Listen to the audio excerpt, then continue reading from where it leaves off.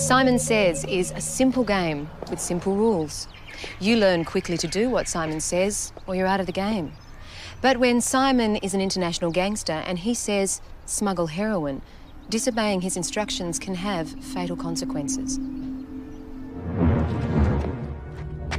We received a call to say that an attempted abduction had occurred at Regal Court in Glen Waverley and that the witness had seen an Asian male begging for his life and was down on his knees crying and obviously was in a distressed state. The second witness saw the two men then put the man into the boot of the car and then drove out of Regal Court.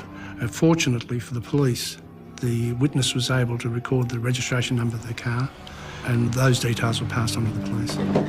BK to all units in the Glen Waverley area, the vehicle we're looking for in relation to a possible abduction is Foxtrot Romeo November 929. Stand by, I'll get the usuals. As police at the scene waited for the usuals, being the ownership of the car, they took a closer look at where this young Asian male had been abducted.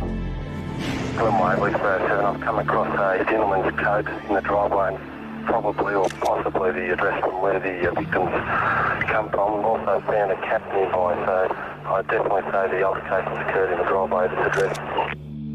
And we also noticed there was a car in the driveway and the vehicle was unlocked, so we thought this was the victim's car. We door knocked the house and there was no one home. And the house was locked and secured. So we checked the vehicle for registration to establish a name to the car to see whether it was connected to the house. November Romeo Kilo 353, it should be a 96 Toyota Lexus sedan silver.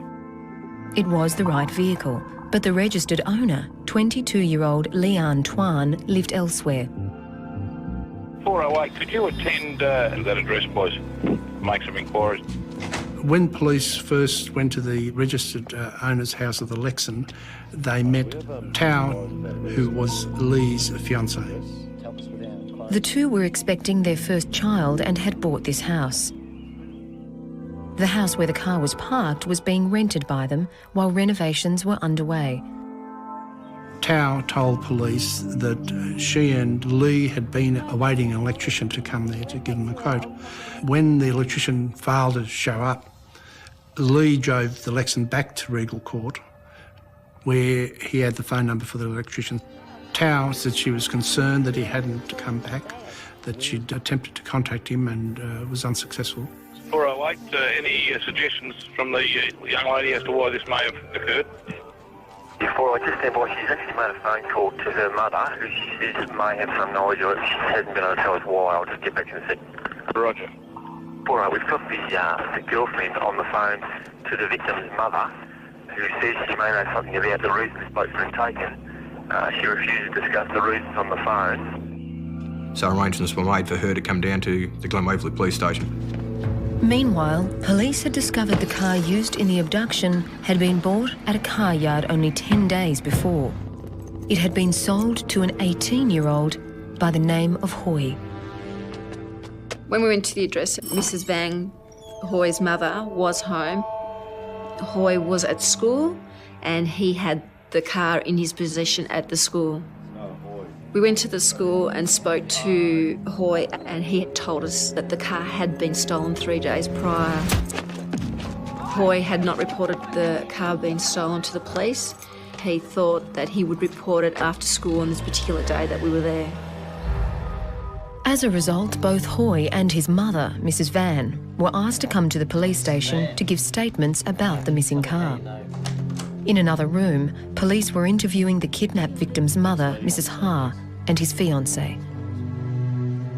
And when was the last time you saw your son? Mrs. Ha was very calm throughout the situation, considering that her son was at risk. She was obviously trying to assist the police as much as she could in locating her son. Mrs. Ha said that she believed she knew who was responsible for the kidnapping of her son Lee. And it was an Asian businessman, a man by the name of Fook, that she'd met some months earlier. Fook was based in Hong Kong Mrs. Howard was a clothing importer and he had approached her asking her to use her business as a front or as a means of him importing heroin into the country.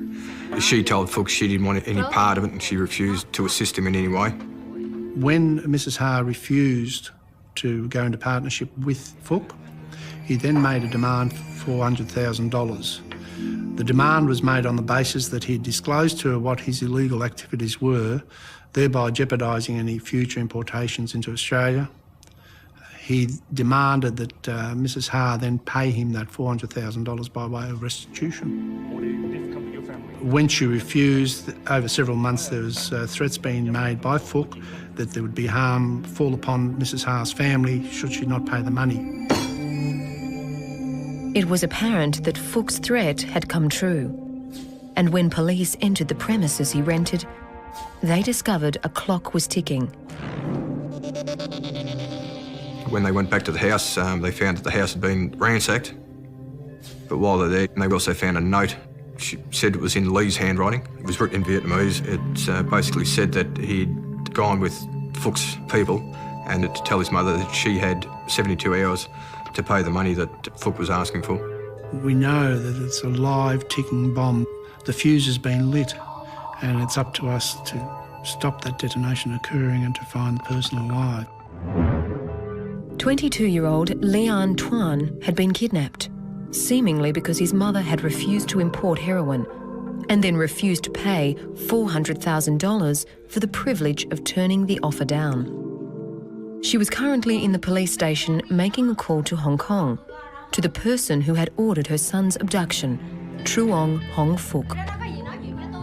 When she spoke to Fuchs again reinstated his demand for the money to be paid over, and if the money wasn't paid, he suggested that there would be harm to Lee. It wasn't play school, this was a genuine kidnapping with real concerns for the well-being and the welfare of Lee. If his criminal record was any indication, Phuc meant business. When police here contacted Hong Kong authorities, they learned he'd been jailed for manslaughter and was a major player in the international drug trade. But it was a connection here in Australia that was of great interest in the investigation.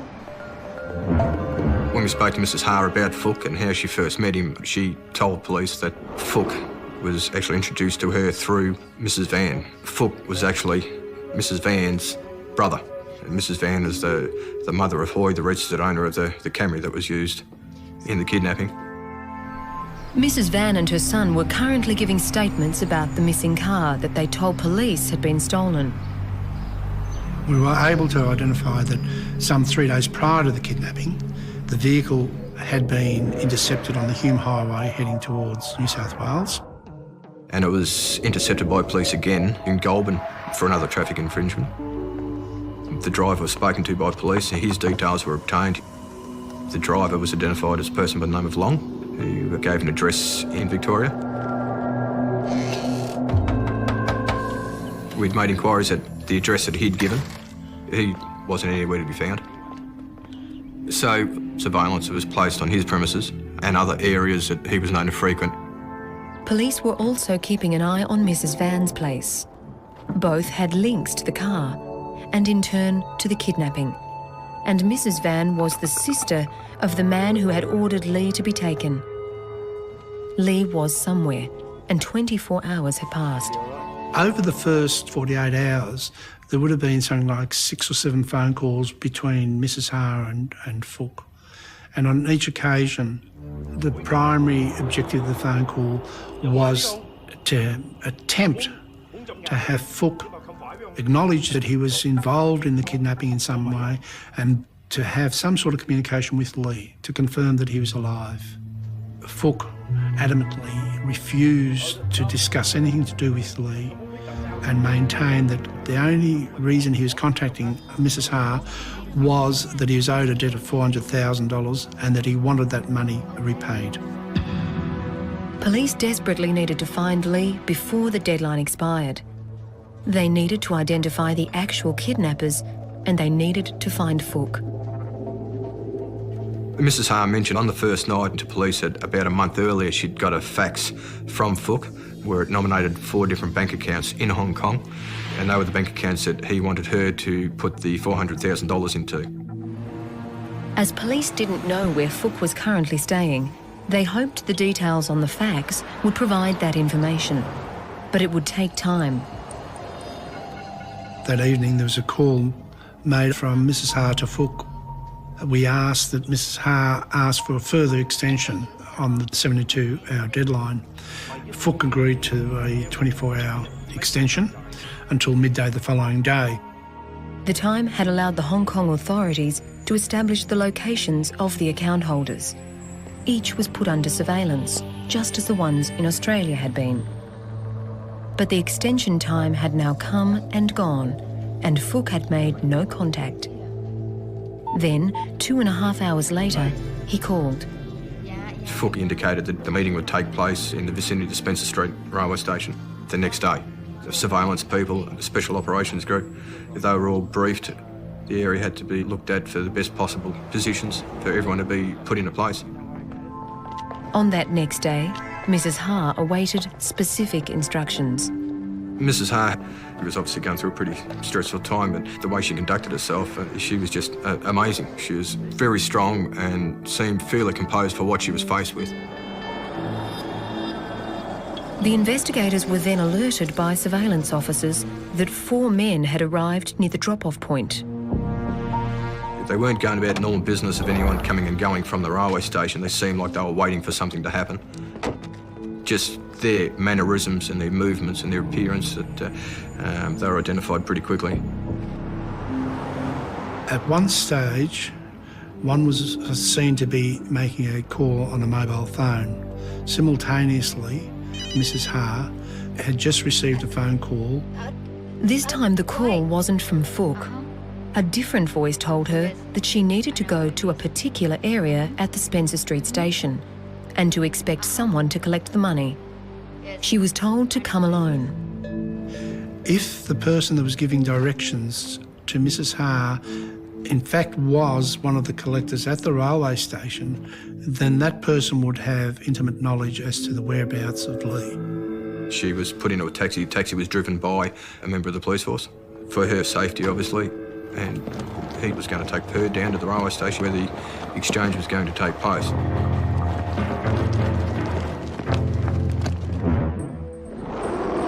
After a harrowing 5 days and no phone contact with her kidnapped son, Mrs. Ha was about to exchange $400,000 for his safe return. Fook told Mrs. Ha that he was sending down a pawn, as he referred to him, to collect the money, and that within 2 hours of that occurring, she would get a further phone call that would give her the location of her son. That was the afternoon before. Now, residences both here and overseas were ready to be raided and searched, and Special Operations Group members were ready for the handover. Once an exchange was made, the 4 that had been identified at the railway station, they'd be kept under surveillance in the hope that they would then take us back to a premises or some sort of contact either with Fook or with Lee or with any of the kidnappers, any of the people involved in the whole situation. But that hope was quickly dashed. One of the males did actually see some of the covert arrest crews in position, and pretty much immediately he was seen to get onto a phone, and he could have been making contact with Fook or with any of the kidnappers. So the arrest crews were given the instruction to arrest the males straight away. And at that same time, all the various crews that were maintaining surveillance on the addresses in Victoria and also in Hong Kong were notified to execute search warrants. As this unfolded, Mrs. Ha received a phone call. The caller was unhappy with Mrs. Ha, and they didn't think Mrs. Ha was playing the game properly. She was further instructed to make a phone call within an hour to receive further instructions. But when she called Fook's number, it continually went to voicemail.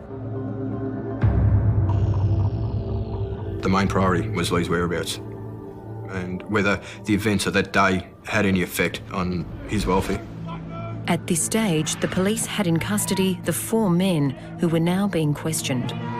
They basically gave an account of being asked to collect some money, and they were going to receive an amount of cash, I think it was $5,000, just for collecting the money from a lady. But they weren't giving any other indication that they had any other connection with the kidnapping or any other knowledge of Fook or Lee's whereabouts. And as a result of that, they were released.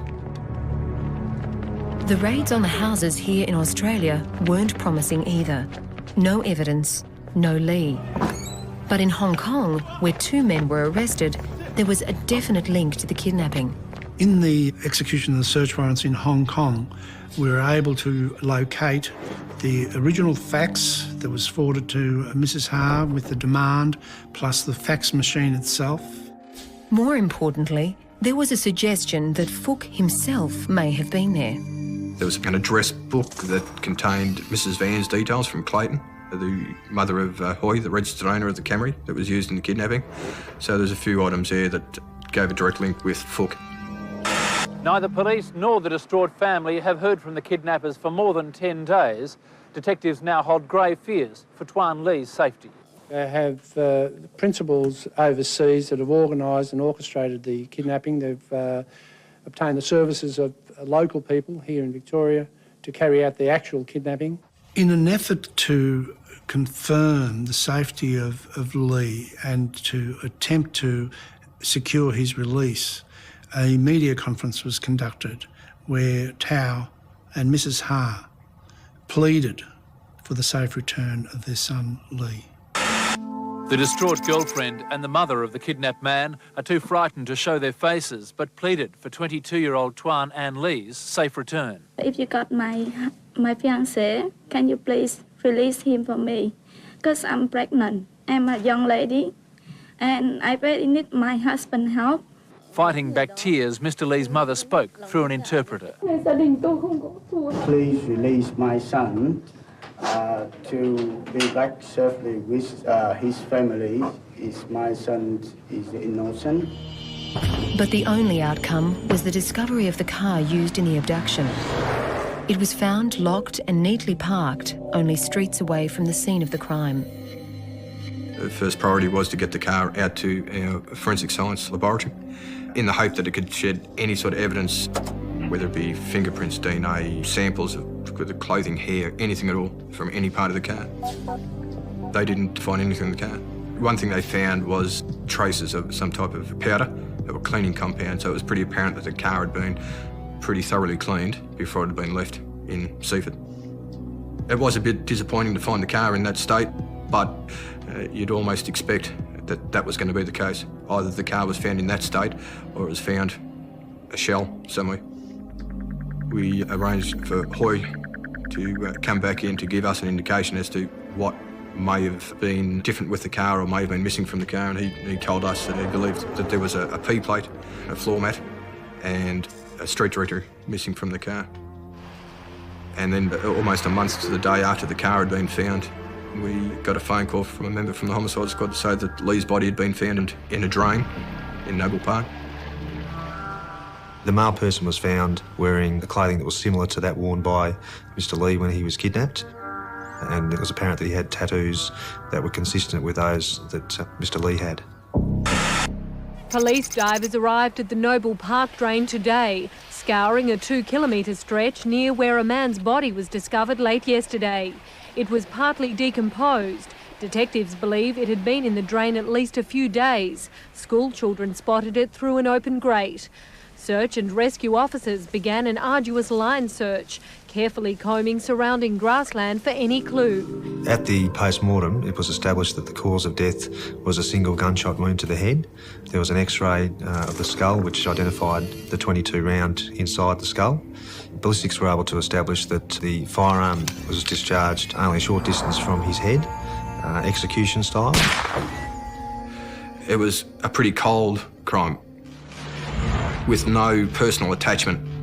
Almost look at it as it was like a business transaction. The case had now gone from one of trying to find Lee alive to trying to find his murderers. And one piece of forensic evidence that was not relevant at the time of his kidnapping would now become a vital clue in tracking them down. Police have confirmed that a body found in a drain in Noble Park was that of a man kidnapped from outside his Glen Waverley home 6 weeks ago. Divers searched through more than a kilometre of drain over the weekend following the discovery of Mr Lee's body.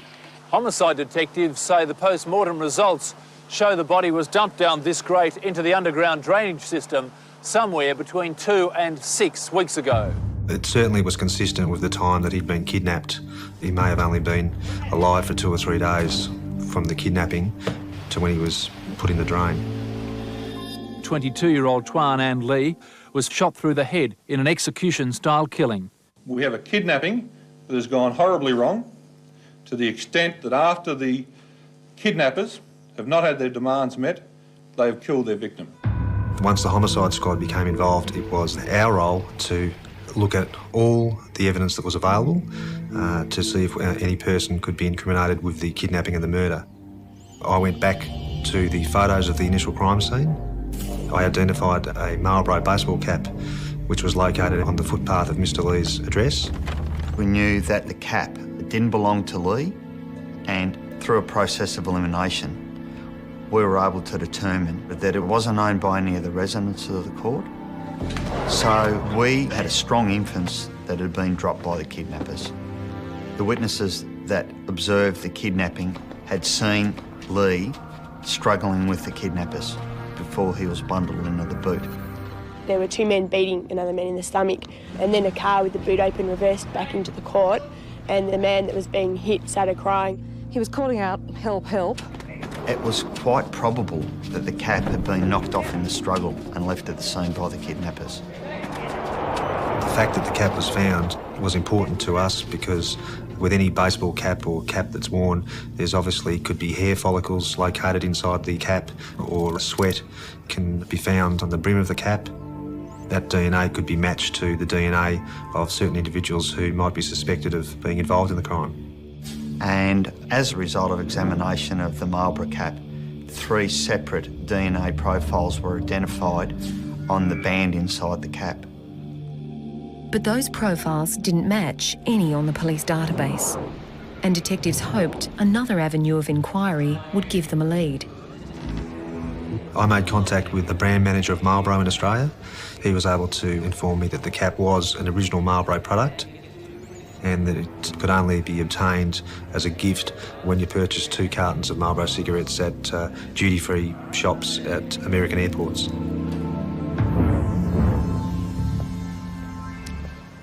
$90,000 of these caps had been given away, and finding the person or persons who had worn one of them 12,000 kilometres away here in Melbourne was almost impossible. So detectives put that line of inquiry to one side and looked for further clues to the kidnappers closer to home. It was important to investigators to find the house where Lee had been held hostage, because every contact leaves us traces, and we were hopeful to get some traces of the kidnappers at the house. Police believed that it was likely that Lee was held somewhere near where his body had been initially dumped into the drainage system. Basically, at different stages along the drainage system, there is a steel grate, and we were looking for a grate that had been removed or replaced or broken, and that's where Mr Lee could have been put into the drainage system, but all the drains seemed to be intact. So we then went to real estate agencies in the Springvale area to ascertain whether there was any premises who had been rented or leased for a short period of time which would be consistent with what the kidnappers would be looking for. And we were lucky enough to find in one real estate agency that Mrs Van had attended and rented a property approximately a month prior to the kidnapping. She only wanted the premises for a short period of time and broke the lease after a month, which was consistent with the times when Mr Lee went missing and after he was killed. While the renting of the property didn't implicate Mrs Van in the kidnapping, the fact that she was the sister of Fook, their prime suspect, meant this information could not be ignored, just as the activities at the house were not ignored by neighbours. Not only had neighbours observed men of Asian appearance bringing mattresses into the premises, they also observed a car similar in description to that used by the kidnappers coming and going from the premises. We obtained a search warrant for the premises to look for evidence of the kidnapping. We were obviously hoping to find anything whatsoever to support the fact that Mr Lee had been held at the premises. Upon entering the house, the first thing we saw was the curtains had been drawn and were held together with clothing pegs, which in itself appeared to be suspicious. Searching the bathroom, there was a mass of dark coloured hair in the shower. I was hopeful that it was the deceased's hair. There was also some plastic cable ties which can be used as handcuffs. We were hoping that there may be DNA or hair located on those cable ties which would prove that they'd been worn as handcuffs by Mr Lee.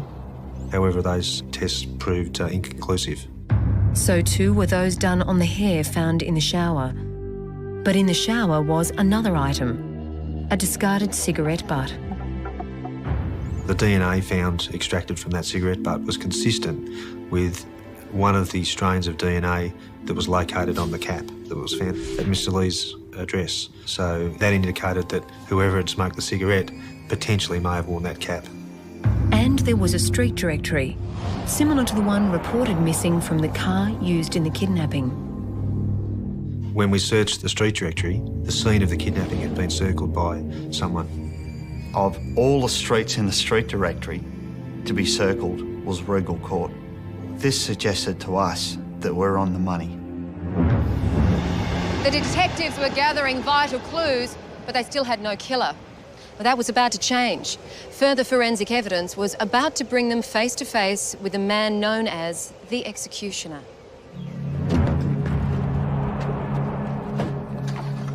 Police had gleaned evidence from the place Lee had been kidnapped from and the likely place he had been kept before being killed. But they were no nearer to finding those who had shot him. But because Mrs. Ha knew the mobile phone number that Fook had been using during his negotiations with her before and after the kidnapping, police began to track its movements. They were hopeful the records would lead them to those who undertook his dirty work. It was apparent that he'd been calling a number of motels and hotels in the Sydney area. The Lansdowne motel came up a lot. There was a significant number of calls to that motel on the 3rd of May, which was only a couple of days after the kidnapping. So we went through every guest registration card on the 3rd of May, and there were two people who were of particular interest to us. One identified himself on the guest registration card as Michael Nguyen and provided an American address. The other was Bui Tuan, who provided an address in Los Angeles and a telephone number on his guest registration card. The timing and arrival of these guests seemed more than a coincidence when police looked at the evidence that had been found in the Hong Kong raids. One of the exhibits found in Hong Kong was a novel titled Until Proven Guilty.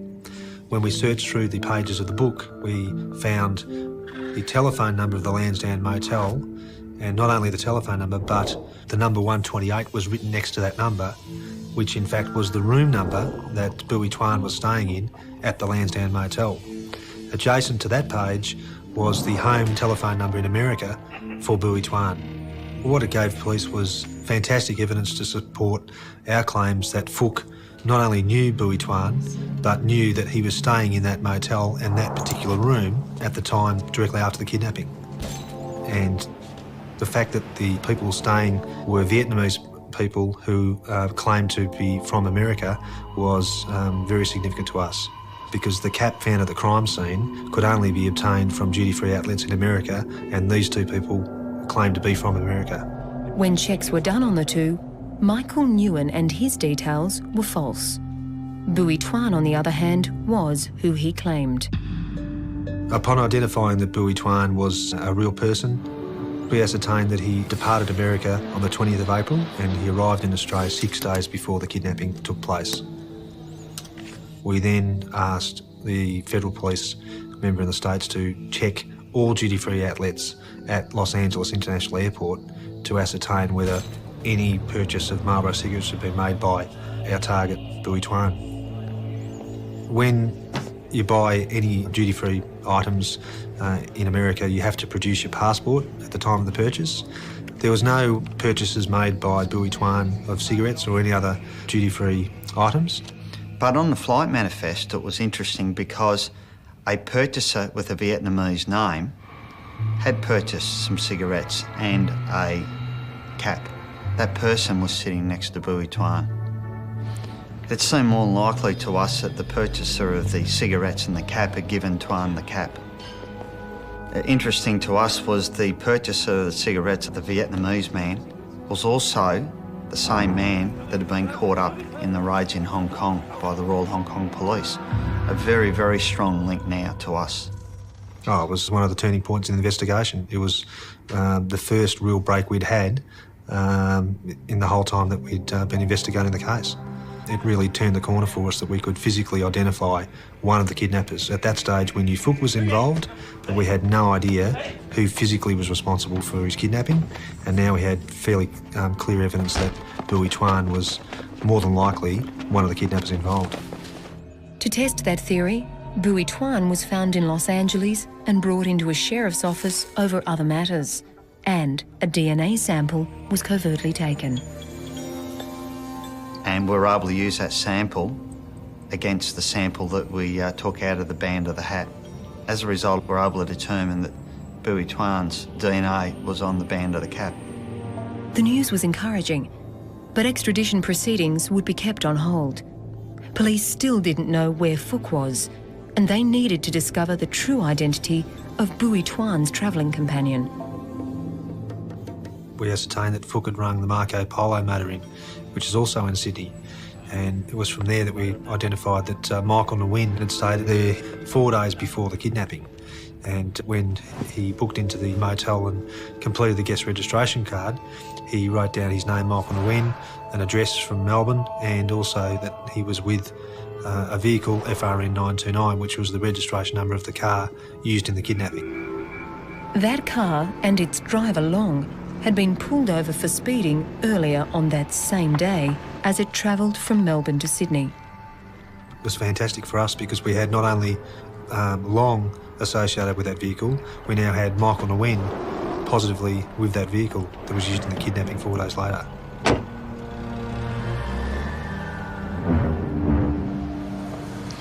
The whereabouts of Long was unknown, and police still didn't know the true identity of Michael Nguyen to even begin looking for him. But when a check of that name was made with the Immigration Department, they had luck. A Michael Nguyen had been arrested on leaving Australia. He had in excess of $10,000 Australian currency and a small vial containing heroin in his possession. He was interviewed, photographed, fingerprinted and processed. He received a fine for $500 and was put on the next plane to Vietnam. We sent the fingerprints and photographs to America for identification by the law enforcement agencies in that country, and it was then established that Michael Nguyen was a false name and Michael Nguyen was in fact Bui Tai Hu, the elder brother of Bui Tuan. And his criminal pedigree was extensive, culminating in murder. Bui Hu was known as the executioner. He was a hitman who basically travels the world to kill people. And as the police were about to discover, he had no qualms in doing it. So you got no idea where he was going, so to speak? Well, they don't, whatever. Detectives investigating the kidnap and murder of Leanne Tuan had identified 2 suspects who were connected to evidence found at the place he was abducted. We knew that Bui Hu was connected to the car that was used in the kidnapping. His brother, Bui Tuan, was connected to the cap that was found at the kidnapping scene, and both of them had been contacted by Fook while they were in Sydney at the motel. Now Fook's phone records would place them in Melbourne. He had called one mobile number 15 times during the day of the kidnapping and in the 3 days following. Upon tracking the phone's movement, we were able to ascertain that it was making calls from the location of the kidnapping, from the location where the deceased was held prisoner, and also it was making calls from the motel, or the area of the motel, where the Bui brothers were staying after the kidnapping. It was apparent to us that it could only have been the Bui brothers that were using that phone. So from starting with just a few pieces of the jigsaw, we now had a substantial part of the puzzle solved. In our opinion, it was clear that Fook was calling the shots from Hong Kong. Bui Tai Hu was the executioner of that group and that he'd asked his brother, Bui Tuan, to assist him, and that Long was the driver of the kidnapped vehicle and that he was chauffeuring the two Americans around Australia. On the day of the kidnapping, police believe that Long dropped off his American companions at Lee's rental place sometime before midday. The two Americans have secreted themselves inside the premises, while Long has then driven to a neighbouring suburb and waited for further instructions. According to phone records, at 12:01, the buoys called Long's mobile. Police believed this was to alert him that Lee had just arrived home. They have then forced him to write the ransom note. Shortly after that, the Bui brothers have then contacted Long and instructed him to return to the address. A struggle has then taken place. The cap has come off and they've then forced him into the boot.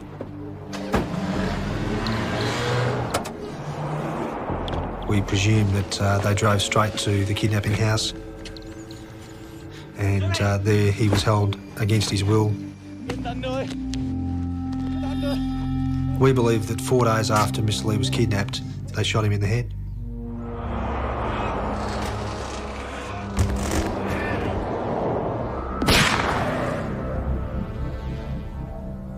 On that fourth day, phone records put the Bui brothers at Melbourne Airport.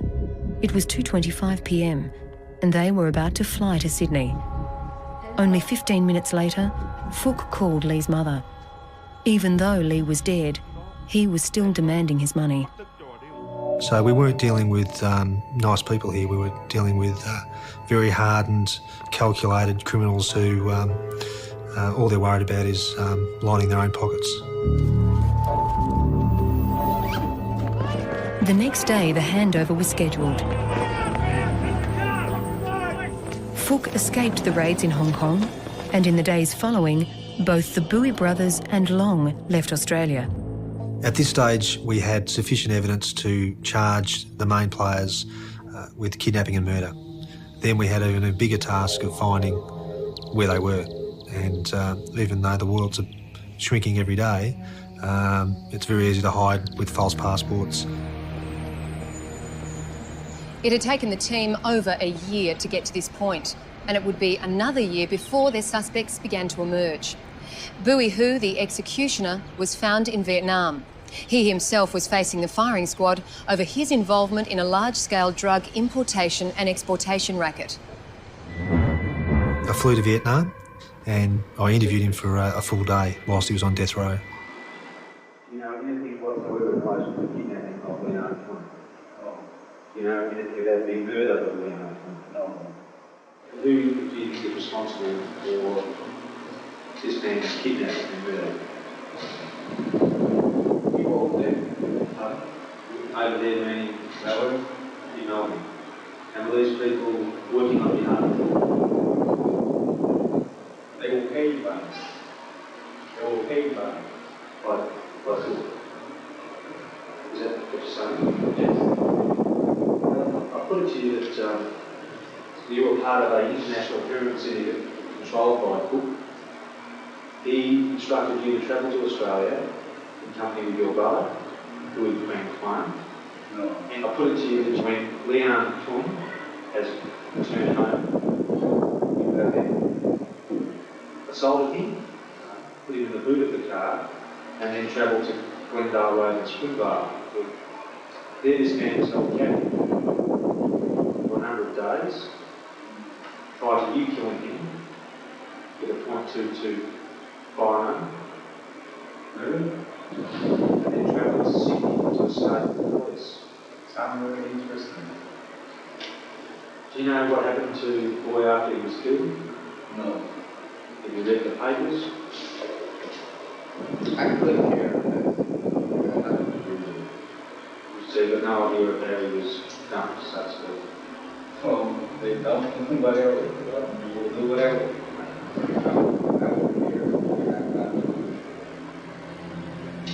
During the interview, Bui Hu had smoked. The cigarette butts were collected, and his DNA was found next to that of his brother's on the baseball cap. Had Bowie provided information and evidence for us and confessed to his role in the kidnapping and murder, it would have saved his life. He could have been transported to Australia and faced life in jail and potentially been free in 25 years or less. However, he believed the threat to his family was way too great to incriminate Fook, and he chose to face a firing squad in Vietnam. However, the man who had such power over people's actions had been found. Fook had threatened to kill a witness in a murder trial in London. And when police checked the alias he'd been using, a red alert from the Victorian police popped up. I got a phone call at 3 a.m. from a Scotland Yard detective to say, "We know where your man is." And I just remember how relieved I felt. Fook was arrested climbing out the bathroom window in London by the flying squad. You know, I was extremely happy that Fook was in custody, but I guess I was really disappointed I wasn't in England putting the handcuffs on Fook myself. But following extradition proceedings, Steve Trigard got his wish. We were about to take off at Heathrow. You know, I remember sitting next to him, handcuffed, thinking how I wish everyone that had worked on this job was sitting on that plane. You know, he was a big fish, but we eventually nabbed him. Bui Tuan, the younger brother of the man executed, was also arrested. But the evidence against him wasn't enough to secure his extradition from the United States. Long, the driver, was caught in Hong Kong, but charges against him were dropped. Fook's sister, Mrs. Van, went to trial alongside her brother for the kidnap and murder of Leanne Tuan. A decision could not be made by the jury in regard to her, and further charges were not pursued. But her brother, Fook, was found guilty. He received life imprisonment and will not be eligible for parole until 2024. How can you describe a person who's taken the life of a young man who's barely 21 in order to continue on in his trade of heroin importation, which in itself leads to hundreds, if not thousands, of deaths? It was an amazing ride, a rollercoaster ride, to get to the stage where we're sitting in court hearing those wonderful words, guilty. It was the best day of my career. But you know what the moral of the story is? Every dog has his day. It begins with a 2-lane highway outside a forgotten Texas town. A rusted green pickup nosed into the ditch, headlights still burning against the early morning dark. The engine is off, the driver's door is open. On the passenger seat, a purse sits untouched, a flip phone blinking with missed calls, its shrill ring echoing in the cold air until the battery gives up. There is no driver, no footprints in the mud that make any sense, no struggle that anyone can see, just a truck, a silence, and the feeling that something very wrong has just entered this town and will never completely leave it again. The missing driver is 19-year-old college freshman Emily Carter, home from Austin for the weekend, last seen at a gas station off Highway 17 around 10:42 p.m., filling the tank and smiling at the cashier like nothing bad ever happens in places like this. She buys a soda, a pack of gum, and a cheap disposable camera for a party she never makes it to. The security footage shows her walking out, tossing her hair over her shoulder, keys in hand.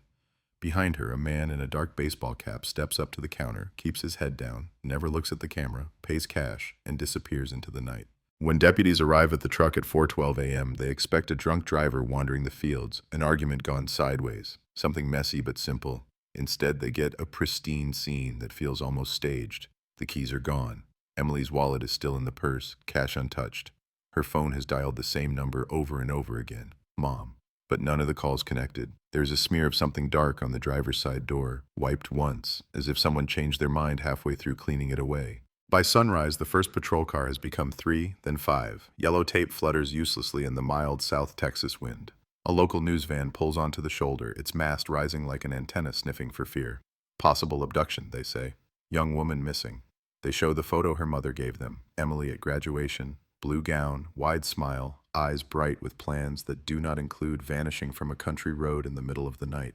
In the distance, beyond the fields and barbed wire fences, the town of Copper Ridge wakes up to an ordinary Saturday, not yet knowing that the date on the calendar, October 11th, 2003, will become the day everyone talks about for the next 20 years, the day the story of this place quietly splits into before and after. By the time the sun is fully up over Copper Ridge, the highway doesn't look like a highway anymore. It looks like a wound.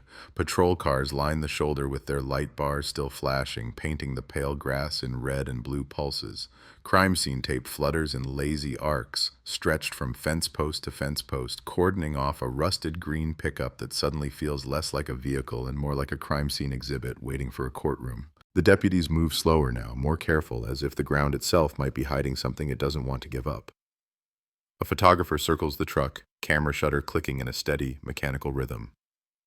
A tech dusts the door handle, the steering wheel, the gear shift, his powder brush leaving gray ghosts wherever it passes. The highway is not closed, only narrowed, and cars keep rolling past at a hesitant crawl. Drivers crane their necks to look. Some know the truck. In a small town like this, everyone knows everyone's paint color, everyone's bumpers, everyone's rust.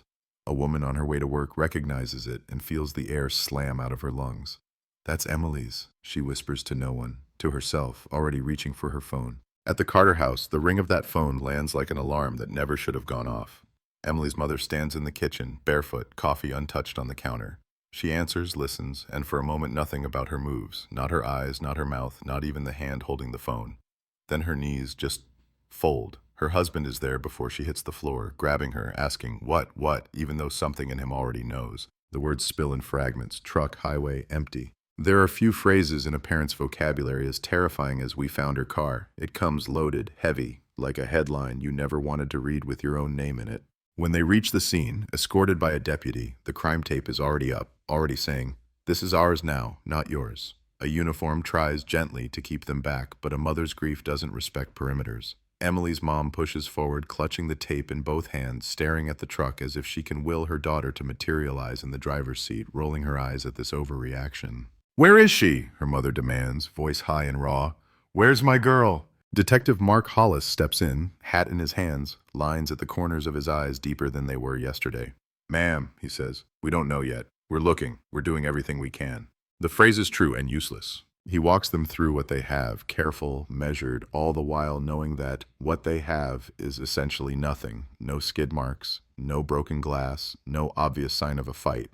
The driver's seat adjusted for someone her height, the truck angled gently into the ditch like it wandered off the road and simply decided to stay there. "It looks staged," one deputy mutters under his breath. Hollis hears it, doesn't disagree, but doesn't say it out loud. He thinks about the gas station timestamp, 10:42 p.m. The truck was reported around 4 in the morning by a trucker who didn't stop, just called it in from the next town. That's a void of almost 5 hours. In an investigation, gaps in time are like open doors. Anything can walk through them. They tow the truck to the county lot, a slow, solemn procession that draws even more eyes. Someone snaps a picture with their phone. By afternoon, that picture will be on every local news broadcast, every regional website, next to headlines that practically write themselves. Texas freshman vanishes, abandoned truck raises, foul play fears. Lone Star mystery, highway pickup, no driver, no clues. Networks love no clues. They love mystery. They love cold case in the making, long before the case has even cooled. At the station, the interview rooms fill with people who suddenly remember seeing something. The cashier from the gas station sits under unforgiving fluorescent lights, hands wrapped around a styrofoam cup he keeps forgetting to drink from. "She was just normal," he says, eyes darting between Hollis and the tape recorder. "Buying gas, soda, gum, that little camera." She smiled. "I asked if she was celebrating something. She said just a friend's birthday." That guy behind her, I didn't think twice. He paid cash, didn't say a word. "What did he look like?" Hollis asks for the third time. "White," the cashier says. 40 maybe, ball cap, dark jacket, kept his head down. I thought maybe he was shy or just tired. "Accent, tattoo, scar?" "I don't know, I'm sorry, I didn't. He was just a guy buying gas." That is how monsters survive. Not with horns and glowing eyes, but by being just a guy in the background of someone else's day. Hollis gets the footage, watches it, rewinds, watches it again. Emily at the counter, the man behind her, the brim of his cap cutting a shadow across his features. He is the kind of blurry that isn't about pixels, but about intent. Every angle, every movement just misaligned enough to keep his face hidden. "Could be anyone," the text says. "Could be the only one who matters," Hollis answers. Meanwhile, the town awakens fully to what is happening. At church, the pastor mentions Emily from the pulpit, voice thick. "We ask for her safe return," he says, though the way people shift in their seats suggests they're already bracing for something else. At the high school, teachers try to keep the day normal, but students cluster in hallways, sharing rumors. Some swear they saw a strange car on the highway last week. Others whisper about a story they heard once. Another girl, another county, another night. By late afternoon, an emergency meeting fills the community center. The sheriff stands at a folding table with a microphone that squeals every time someone gets close to it. Beside him, Hollis lays out the basics. Missing person, last seen at the gas station, truck found abandoned, foul play suspected. The words foul play ripple through the room like a cold draft. Parents clutch their kids a little tighter. Teenagers, usually restless at this kind of thing, sit still. "What are you doing?" the man in the back demands, voice rising. "If this is some predator on the highway, we need checkpoints, we need roadblocks, we need state troopers." "We've already requested assistance from DPS and the FBI," the sheriff answers. "We're canvassing the area. We're interviewing everyone who was at that gas station last night. We're reviewing footage from every camera we can find." "Are you telling us there's a killer out there?" a woman calls out. Hollis steps up. "I'm telling you, we have a young woman missing under suspicious circumstances," he says. "Until we know what we're dealing with, we act like the worst-case scenario. You lock your doors. You don't walk alone at night. You report anything that feels off, no matter how small. Do not assume someone else already called it in." That becomes the unofficial mantra of the next 48 hours. Report anything. The tip line rings nonstop. A woman says she saw a dark sedan parked along the highway around midnight. A rancher swears he heard a truck door slam and a woman shout, but he can't remember what night. A teenage boy claims he saw Emily at a party after 10, which would blow apart the timeline, until photos show he was 2 towns away. The search parties roll out at dawn the next morning. Deputies, volunteers, dogs, media crews trailing behind with cameras balanced on their shoulders. They walk fields and creek beds, abandoned sheds and drainage ditches, calling her name as if sound alone might drag her back. "Emily! Emily!" Cameras catch everything. The determination, the sweat, the way hope and fear wrestle silently on everyone's faces. The evening news plays it back with somber piano music underneath. "Small town on edge after mysterious disappearance," the lower third reads. In the Carter house, the TV stays on, but the sound is low. Her mother sits on the couch, clutching a framed photo so tightly the glass squeaks. Her father flips channels restlessly, as if another station might have a version of events where this isn't happening. He stops when he sees the crossfade. Emily's graduation picture. The truck in the ditch. The words still missing. "Turn it off," her mother whispers. "Please." He can't. He doesn't, because as long as they're talking about her, she isn't gone. Not really. Back at the station, Hollis pins a map to the wall. He marks the gas station, the spot where the truck was found, every reported sighting, every strange car, every funny noise someone mentions. The map fills with colored dots that stubbornly refuse to form a pattern. He focuses on the sliver of real hard evidence they do have, the truck. The interior is combed so thoroughly it might as well be dissected. The smear on the door is swabbed. The fragment of fingernail is collected with tweezers and placed in a tiny labeled bag. The seats are vacuumed for trace fibers. "Anything?" he asks the crime scene tech. "Some partial prints," the tech says. "Mostly hers, maybe a half one on the outside handle, but it's smudged to hell. Door sample might give us something. Blood, skin maybe. Lab's backed up, though." "Expedite it," Hollis says. "Whatever you have to do." That night, he sits alone in his office long after the rest of the building has gone quiet, reading over the statement from the trucker who called it in. "Saw a vehicle in the ditch. Thought maybe a drunk driver sleeping it off. Didn't see anyone around. Kept going. If he had stopped. If he had pulled over and walked up to the truck with his flashlight. If Emily had been there, alive, inside. The avalanche of if only crawls under Hollis's skin. It will live there for years. On the other side of town, a group of teenagers huddle in a basement lit only by the blue glow of a TV. They whisper theories, all the lurid possibilities they've half learned from movies and crime shows. Maybe it was a serial killer, one says almost with awe, like those I-35 killer stories. "Shut up!" another snaps, suddenly furious. "That's our friend you're talking about. This isn't a show." But the cameras keep rolling as if it is. A national network picks up the story. They send a correspondent in a crisp blazer who stands on Highway 17 at dusk, the wind catching her hair just so. "Behind me," she says, gesturing to the stretch of asphalt, "is the lonely Texas road where 19-year-old Emily Carter's truck was found abandoned just days ago. No skid marks, no witnesses, no trace of the college freshman whose mysterious disappearance has left this small community fearful and searching for answers." The phrase "mysterious disappearance" lands, sticks, spreads. Online, true crime forums light up. Strangers trade links, screenshots, theories. Someone uploads a freeze frame of the man in the cap from the gas station footage, zoomed in until the pixels blur into a mosaic. "Anyone recognize this guy?" the caption reads. Most don't. A few insist they do. The tip line rings even more. Hollis learns quickly how many people, when faced with a mystery, will confidently fill in the missing pieces with their own imagination. Days pass. The search radius widens. The odds, everyone knows but no one wants to say, shrink. One evening, as the sky bleeds orange over the flat land, Hollis drives that same highway alone. He slows at the spot where the truck was found, now empty except for the tire tracks and the faint outline in the dirt where the tires had sunk.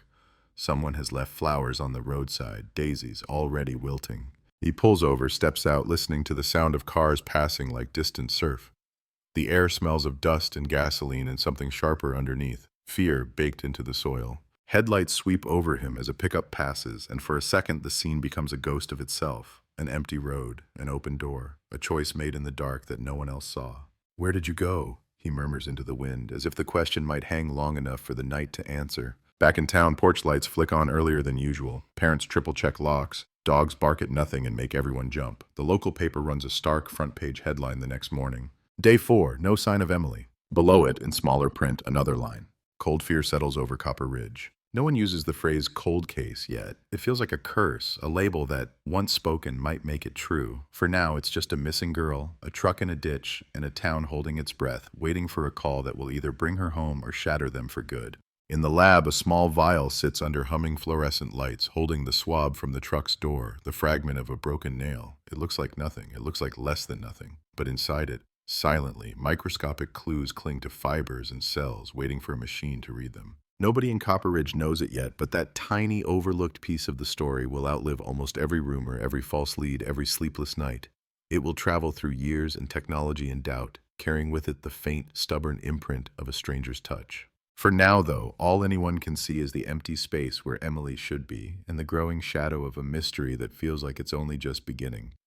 The third day is when hope starts to fray at the edges.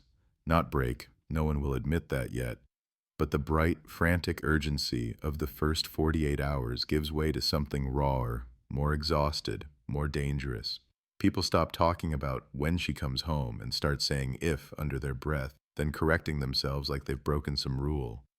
Inside the county lab, a fluorescent buzz hums over everything as the techs move with the methodical calm of people who know the clock doesn't care about their feelings.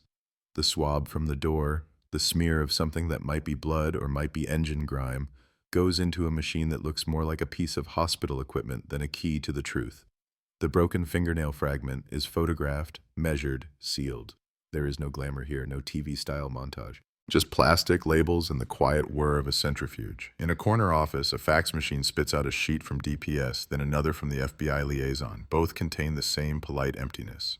Acknowledged, reviewing, resources limited, translated. You're on your own until this either gets worse or gets old. Hollis floats between these worlds like a man walking loops in his own nightmares. Half his day is spent in the field, knocking on doors, retracing Emily's last known steps, replaying the gas station footage in his head until he's sure he's missing something obvious. The other half is spent in the station, fielding reporters, placating the sheriff, updating a whiteboard that stubbornly refuses to collect answers, only questions. He sits across from Emily's ex-boyfriend, Tyler Reed, in interview 2. Tyler's 19, eyes red, leg bouncing a mile a minute. On paper, he's a box that has to be ticked. Argument last month, text that got heated, the usual young love debris. "When's the last time you saw her?" Hollis asks, voice low, steady. "A couple weeks," Tyler says. We were taking a break. She was busy with school. I was working nights. We weren't fighting, okay? Not like that." "Did she tell you she was coming home for the weekend?" He nods. "Said she might swing by the shop, show off her college sweatshirt, you know. She was proud. She liked rubbing it in that she got out." The phrase hangs there. Got out. Copper Ridge hears it all the time. Kids say it like the town is a well they barely climbed out of. Their parents hear it like a personal insult. "Where were you Friday night?" Hollis presses. "Work," Tyler answers. "At the garage. Ask my boss, he'll tell you. We had a rush. Someone's transmission blew on 17. Alibi holds. Cameras back it up. Hollis checks anyway, twice, not because he thinks Tyler did it, but because if he doesn't, he'll lie awake at 3 a.m. hearing that kid's voice and wondering. Next, it's the gas station cashier again, then the night manager who came on after him, then 3 regulars who stopped by for cigarettes and coffee. He asks them the same questions so many times they start doubting their own memories. Did the man in the cap walk in front of Emily or behind her? Did he say thank you? Did he hesitate at the door? People's answers shift, blur, contradict. Human memory is a funhouse mirror at the best of times. Under stress, it's worse. By day 4, the lab calls. The smear on the door is blood. Most of it is Emily's, expected. A nosebleed, a cut, something small. But there is a second trace, faint, male. Not enough for a full profile, but enough for whispers. We've got partial, the tech tells him. Could be touch DNA, could be contamination, could be your guy. Run it through CODIS, Hollis says. We are, the tech replies, but with this much, chances are it'll come back inconclusive. CODIS, the national database. The magic word people think means instant answers. In reality, it's more like shouting into a canyon and hoping for a familiar echo. It does echo, back a day later, with a result that isn't really a result at all. No direct hit, no name, no mugshot, no file to yank from a drawer with a satisfying slam. The partial suggests a male of European ancestry, certain markers, certain probabilities. It narrows the world down a little, but not enough. He writes it on the board anyway. Male DNA, partial, no hit, in big block letters. The deputies glance at it as they pass, each one absorbing a new layer of dread. Because if the DNA doesn't match anyone in the system, that means one thing. Either he's never been caught before, or he's never given the state enough of himself to be stored in its machines. A careful predator. A lucky one. The word predator is whispered now in corners, in the teacher's lounge, at the diner, in the pews just before service begins. No one wants to say killer yet, as if holding that word back might change the ending. Outside the station, a makeshift memorial has begun to grow, candles in glass jars. Printed photos of Emily, some crisp from phones, others grainy from old family albums. Notes scribbled in uncertain teenage handwriting. Come home. We miss you. You're stronger than this. As if this is a test she's taking somewhere and all she has to do is pass. News crews film the candles every night. It makes good B-roll. People crying against a backdrop of flickering light. A town coming together, as the anchors like to say. Their voices dipped in empathy. They'll forget the second the segment ends. But behind the tidy visuals, something uglier is creeping in. Fear rarely travels alone. It brings suspicion as its +1. At the grocery store, a woman glares at a man she doesn't recognize and pulls her daughter closer. At the gas station, the regulars eye each other differently. That guy with the beard who never talks much, the loner who always pays with crumpled bills, the outsider from 2 towns over who started work at the feed store last month. Could be anyone, someone mutters. Could be someone we've known our whole lives, someone else replies. Rumors multiply. A truck driver swears he saw a girl matching Emily's description at a rest stop 3 counties away. A waitress insists a stranger came in late Friday night with scratches on his face. A teenage girl claims someone in a dark sedan followed her for 10 miles until she pulled into a crowded parking lot. Every call gets logged, every tip is checked. Most dissolve under the simplest scrutiny. The rest hover on the board, not strong enough to chase hard, not weak enough to throw away. Hollis barely sleeps. When he does, he dreams of that gas station footage, of Emily's back as she walks out the door, of the man in the cap lifting his head at the last second, just enough for the camera to catch. Nothing. Always. Nothing. On the 7th day, the FBI finally arrives in the form of one agent with a thin tie and a thinner smile, carrying a laptop and a stack of behavioral profiles. He introduces himself, shakes hands, nods gravely at the whiteboard. You've got a high-risk victim, low-risk setting, he says, pacing slowly. Public place, familiar route, no obvious enemies. That suggests opportunistic offender with some planning. He's comfortable enough to operate close to home, but careful enough to leave minimal trace. Could be a local. Could be a transient passing through who's done this before.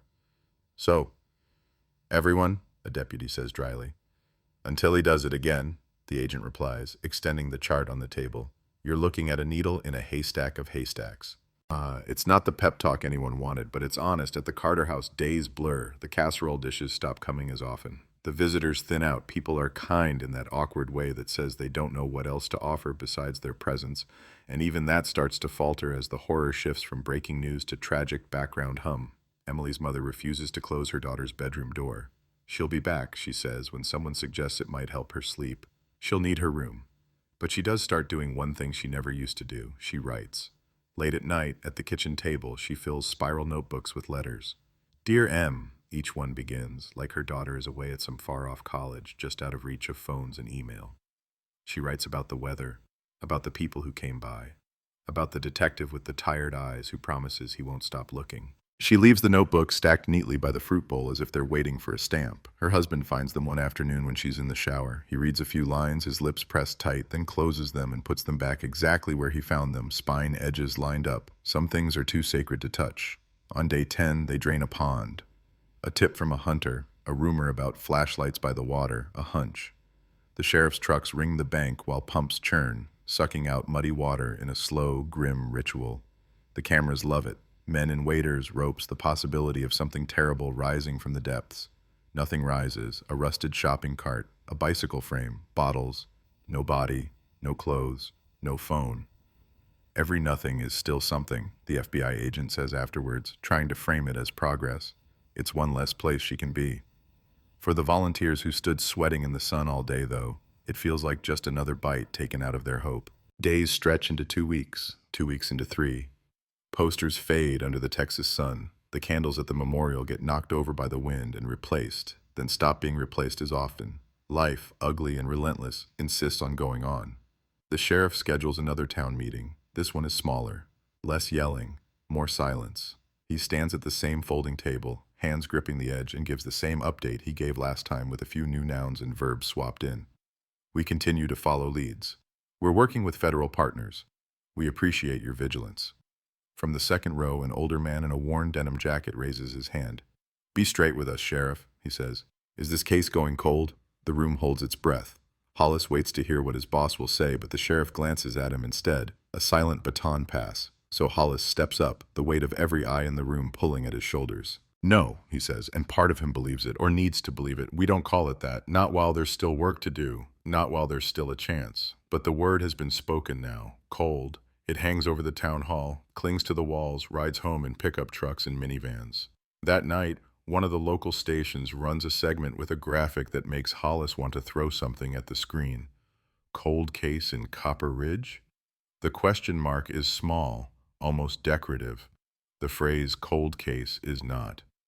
The anchor speaks in that hushed, solemn cadence reserved for tragedies just past the point of rescue. As days turn into weeks with no sign of missing college student Emily Carter, she intones, authorities and residents fear this mystery may become one of Texas's most haunting, unsolved cases. Unsolved. Another word no one in the department wants to hear yet. But words have power. Once they're out there, they shape the way people think. Donations to the reward fund spike that week. Guilt money, sympathy money, money thrown like rope into a well. The tip line goes crazy again. Half grief, half opportunism.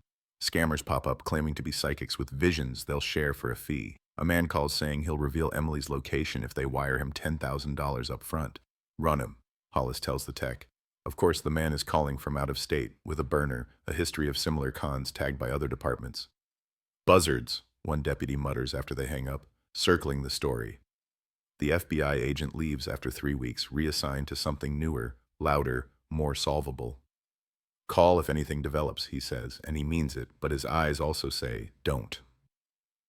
The active search scales back. The official explanation is that they've transitioned from broad search operations to targeted investigative work. Unofficially, it means they can't keep sending deputies out to walk fields that have been walked 3 times already while other cases pile up on their desks. One afternoon, long after the news vans have gone chasing fresh tragedies elsewhere, Hollis finds himself alone in the evidence room. The box labeled Carter, Emily sits on a metal shelf. He pulls it down, sets it on the table, opens it like a Bible.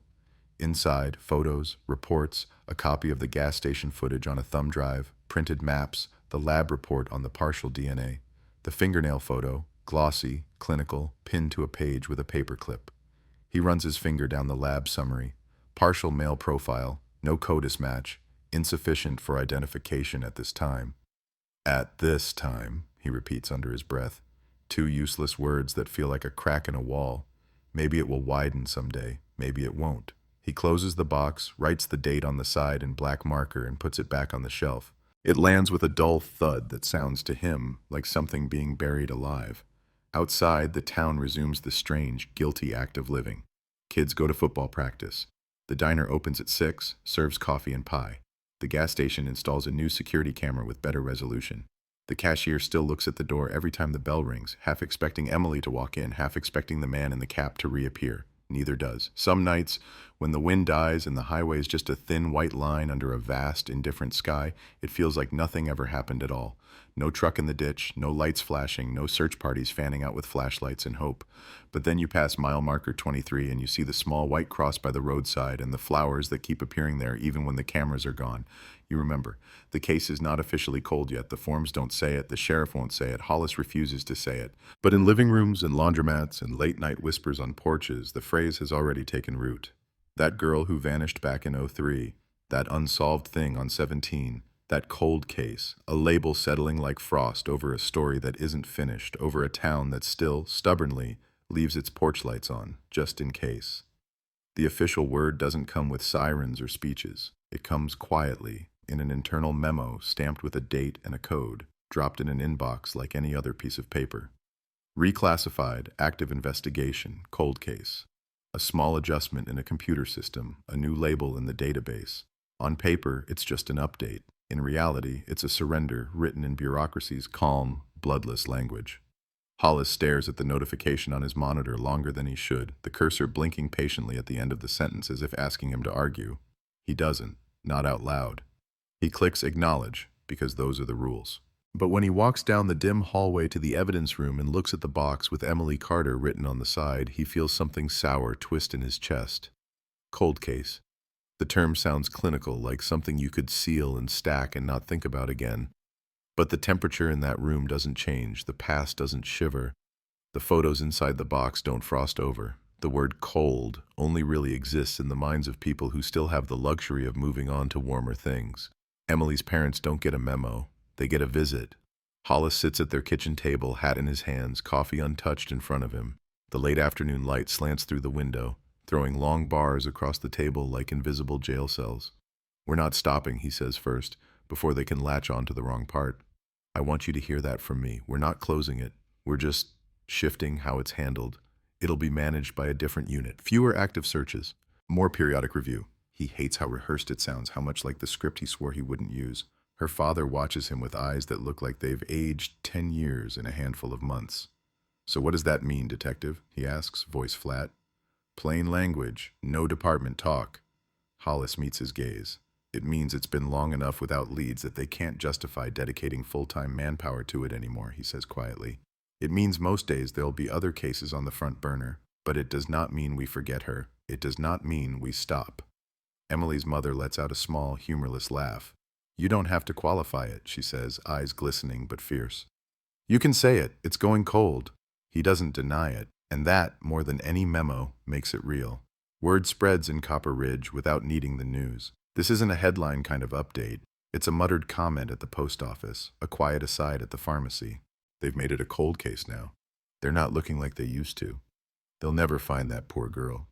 The town adjusts, it always does. People are good at folding horror into their routines if they practice long enough. The missing posters come down from some windows, replaced with school event flyers and sale signs.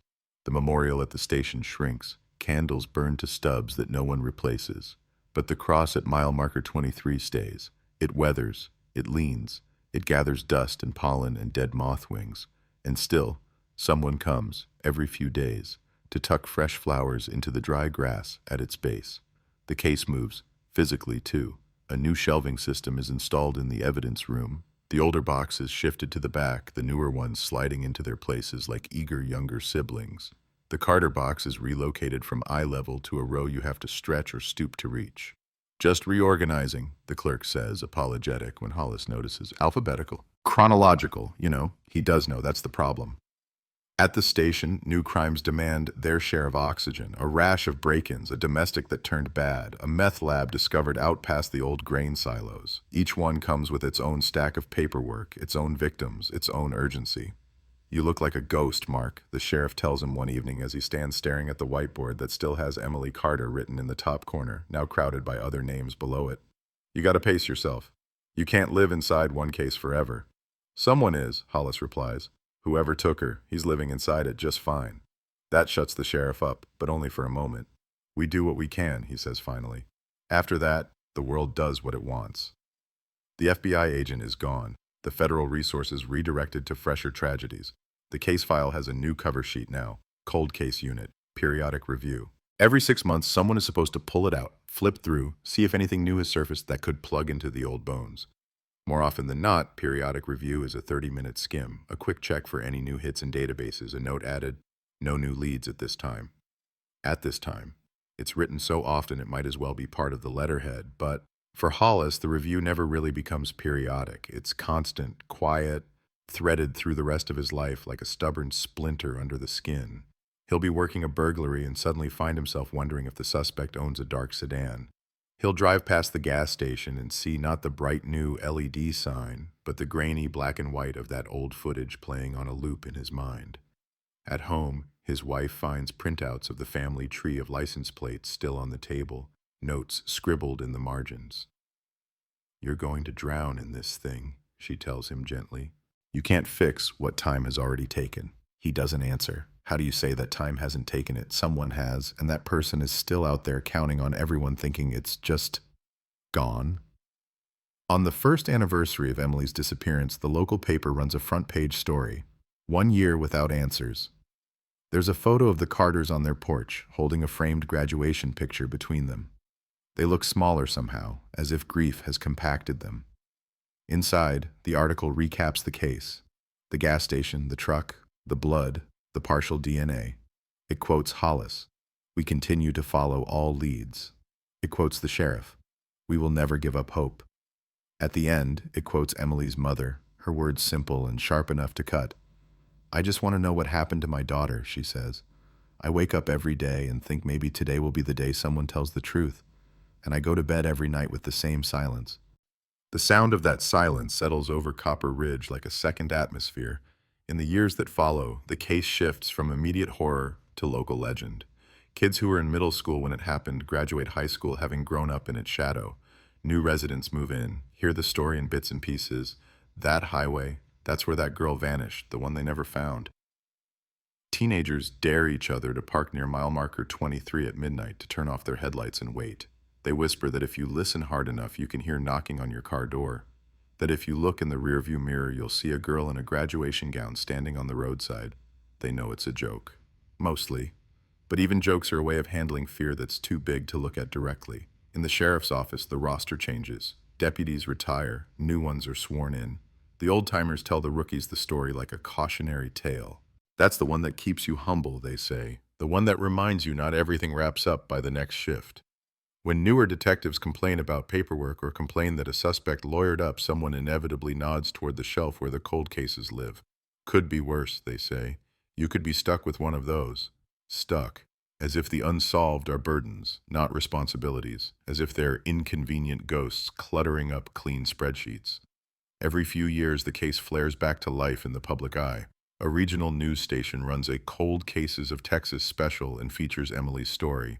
They splice together old footage with new interviews, frame it with dramatic music and lines like "The night that changed a town forever." Hollis appears in these segments with a little more gray at his temples each time, saying mild variations of the same thing. All we need is one person to come forward, one piece of information. Someone out there knows what happened. The anchors nod solemnly. The segment airs between commercials for insurance and pickup trucks. Viewers in other cities watch, murmur, "How sad," and flip to another channel. But somewhere in that TV audience, maybe in another Texas town, maybe 2 states away, maybe in a motel room or a cramped apartment, there is always the possibility that another pair of eyes is watching more closely. A pair of eyes that remembers a dark sedan on a country road. A pair of eyes that looked into a mirror that night and saw blood and panic and the realization that life had just cleaved into before and after. Maybe those eyes belong to someone who did nothing back then and has learned to live with it. Maybe they belong to the person who did everything. Silence is a kind of skill, too. Technology moves on in ways that the case at first does not. Phones get smarter. Cameras get sharper. DNA testing advances in quiet leaps inside machines that hum behind lab doors hundreds of miles away. New acronyms join the lexicon. SNPs, genealogical matching, familial search. In 2003, the partial they pulled from the truck's door was a dead end. In 2008, it's a curiosity. In 2015, it's a question. In 2020, it's a key waiting for a lock that hasn't been built yet in this town. The sample sits in a freezer, labeled, cataloged, and ignored except during those periodic reviews when someone ticks a box and writes, "No match." It is small enough to fit on a fingernail, fragile enough to be destroyed by a sneeze. And yet it contains within it a code that doesn't care about time or alibis. All it needs is someone stubborn enough, and a moment when the tools finally catch up to the crime. Hollis edges toward retirement with the case still heavy in his mind. He doesn't walk away all at once. He cuts back hours, trains younger detectives, tells them why you never ever underestimate what's sitting in a cold case box. He tells them about the fingernail, about the smear on the door, about the way a case can seem dead when it's really just waiting. Every unsolved file is a question you ask the world, he tells a young detective one night watching her log evidence. Sometimes the world doesn't answer because it can't. Sometimes it doesn't answer because it won't, but sometimes, years later, it clears its throat and says, "Were you still listening?" She smiles at the metaphor, thinking he's being dramatic. He doesn't push.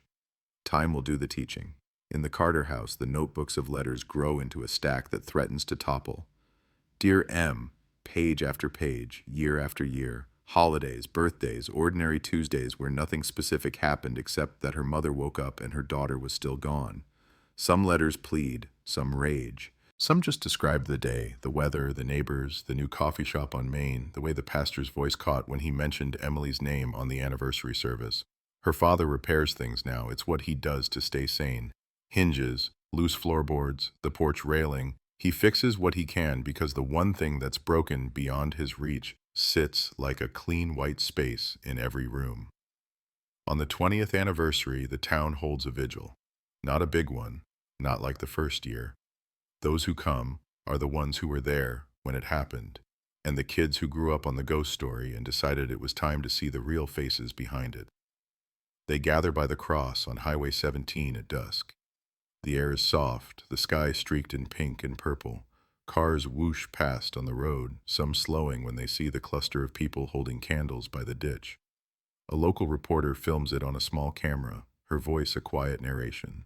Emily's parents stand together, the years etched into their posture, their hands still jointed as if bracing themselves against a wave only they can feel. "We haven't forgotten," the pastor says, voice carried by a portable speaker that crackles on certain syllables. "We are still waiting. We are still praying that whatever is hidden will come into the light." The phrase, "come into the light," hangs over the highway as the candles flicker. What no one there knows, what no one there can know yet, is that miles away in a climate-controlled room where machines blink and servers hum, that old tired partial from a rusted truck door is about to be fed into a new system, one that doesn't care that the case is 20 years old, that the girl's face is now more familiar in a remember when collage than in a school yearbook. One that cares only about sequences and matches and the way blood ties people together across time and distance. Back on Highway 17, a gust of wind almost snuffs out the candles, but people cup their hands around the flames, protecting them. Thin arms, weathered hands, teenage fingers with chipped nail polish, all making the same small sheltering gesture. For 2 decades, Copper Ridge has lived with an absence shaped exactly like one 19-year-old girl. It has gotten used to that missing shape, learned to carry it without tripping as often. But absence is a story, too. And stories, especially the unfinished ones, have a way of circling back when you least expect it, of knocking on doors you thought were permanently shut, of whispering in the quiet spaces between one year and the next, "I'm not done yet." The thing about a cold case is it doesn't die. It just slips under the surface, quiet and heavy, like something sunk in a lake that you only remember when the light hits the water a certain way. For almost 20 years, the file with Emily Carter stamped across the front lives that way, below the surface. It moves from one shelving system to another, one evidence clerk to the next. Stickers fade, ink softens, the cardboard softens at the corners, but it never quite disappears. In 2023, the sheriff's office gets something it didn't have in 2003, a grant, federal money. Buzzwords like modernization and technology initiative attached to it. New software, new case management systems, new training sessions where a consultant with polished shoes and a polished smile clicks through slides about data-driven policing. Part of the grant has a line item that looks almost like an afterthought. Cold case DNA review. It's a simple idea. Pull old evidence, rerun samples with newer, more sensitive equipment. Feed whatever you can into new databases, including something most of the older detectives still aren't sure they like the sound of, genetic genealogy. That line item is how Detective Anna Ruiz ends up alone in the evidence room one slow Thursday, reading names on dusty boxes like she's walking through a cemetery. She's in her early 30s, hair pulled into a tight knot, eyes that miss very little. She transferred in from San Antonio, where she cut her teeth on gang shootings and carjackings. Cold cases weren't her plan. But the grant needs someone who can navigate both crime scenes and computer systems, and she's the only one who raised her hand instead of rolling her eyes. Her finger trails over labels until it stops on one she already knows by reputation alone. Carter, Emily, 2003, Highway 17. The story came with the town. People told it to her before she'd finished unpacking her boxes. The truck in the ditch, the gas station camera, the missing girl whose photo still hangs in the post office like a warning from another era. She pulls the box down. It's heavier than it looks. On the table, the smell that escapes when she cracks the lid is paper and dust and just the faintest trace of old latex gloves. Inside is the past, arranged in layers. Scene photos, interview transcripts, a copy of the grainy gas station footage, and the lab reports. She reads the summary sheet, lips pressing into a thin line. Partial male DNA from the driver's side door, no CODIS match, insufficient for identification at the time. At the time, she murmurs, echoing Hollis's old frustration without knowing she's borrowing his exact words. Only for her, they sound less like resignation and more like an invitation.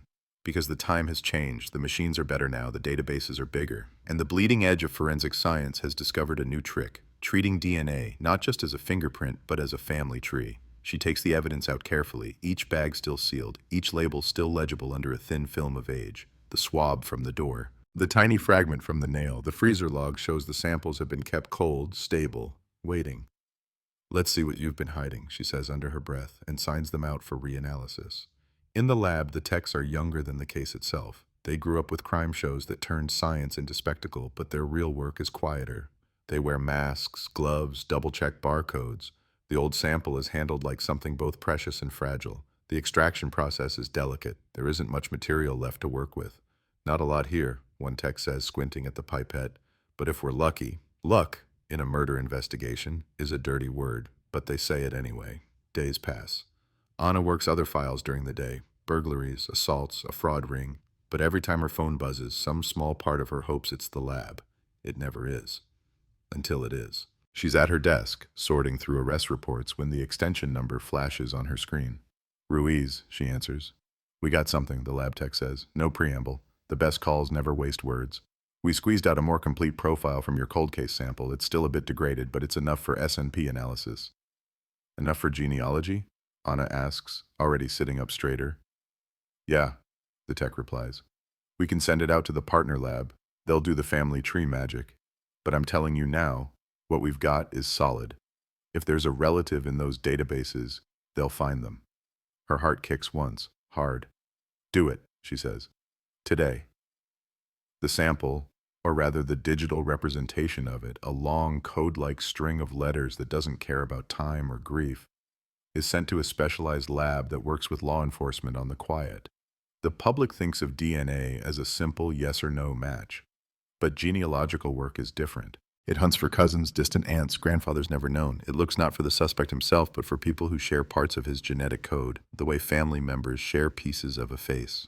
Weeks go by. Anna readjusts her expectations. Genealogy cases are slow. They rely on people who voluntarily uploaded their DNA to consumer sites, hunting for relatives or heritage, never imagining that their saliva might one day build a bridge to a forgotten crime scene in rural Texas.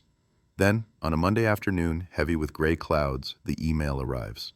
Subject: genealogical analysis. Carter case. She opens it. The report is dense, pages of charts and probability curves, but the core is simple. The unknown male profile from the truck's door is a close match to several individuals in a public database. Second cousins, a few more distant relatives, enough to build a tree. The genealogist attached to the case, a woman named Lee with a quiet manner and a ruthless mind, adds a note. Based on shared DNA, age ranges, and geographic clustering, we believe the likely source of the unknown profile is a male born between 1975 to 1982, with strong ties to north central Texas, working tree attached. The tree is a web of lines and names, sprawling across the screen. Dead ancestors, living relatives, branches that fork and tangle. But there, near the bottom right, highlighted in yellow, is a short list of candidates. 4 men, all around the right age, all connected in one way or another to the same extended family. Anna feels the hair on her arm stand up. 20 years ago, they had a blurred figure in a ball cap and a smear on a door. Now she has a handful of names. She starts digging. One man lives out of state in Oregon and has since 1995. Another died in a car crash in 2001, 2 years before Emily disappeared. That leaves 2. The first, a high school coach in a town 3 hours away, no criminal record, married with kids, social media full of barbecue photos and booster events. The second, a man named Daniel Briggs, 46, unmarried, Apache work history, construction, warehouse jobs, a stint as a mechanic. A few misdemeanors, public intoxication, disorderly conduct, a DUI from 2004, nothing that screams violent offender. But his address history makes her heart lurch. In 2003, he lived in a rental on the outskirts of Copper Ridge, 10 minutes from the gas station on Highway 17. Her cursor hovers over the address, the date. There it is, the line between his life and hers.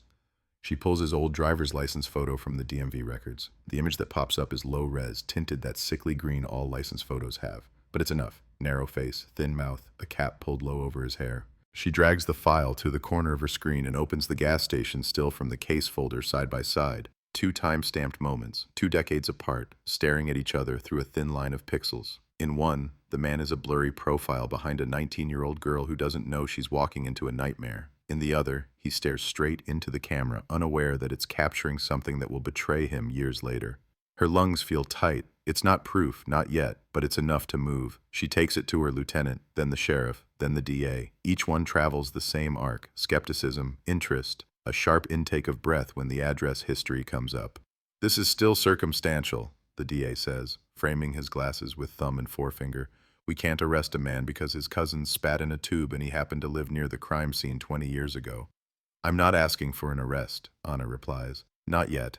I'm asking for a warrant for his DNA, a cheek swab. We compare it directly to the sample from the truck. If it matches, then we're not talking cousins anymore. We're talking him, on her door." The DA leans back, exhaling. The room is quiet except for the faint tick of the wall clock. "Get me a draft," he says. "Nail down the chain of custody, the lab results, the genealogical analysis. Don't leave holes. Judges don't like new toys unless you make it sound old-fashioned and boring." Old-fashioned and boring. She almost laughs.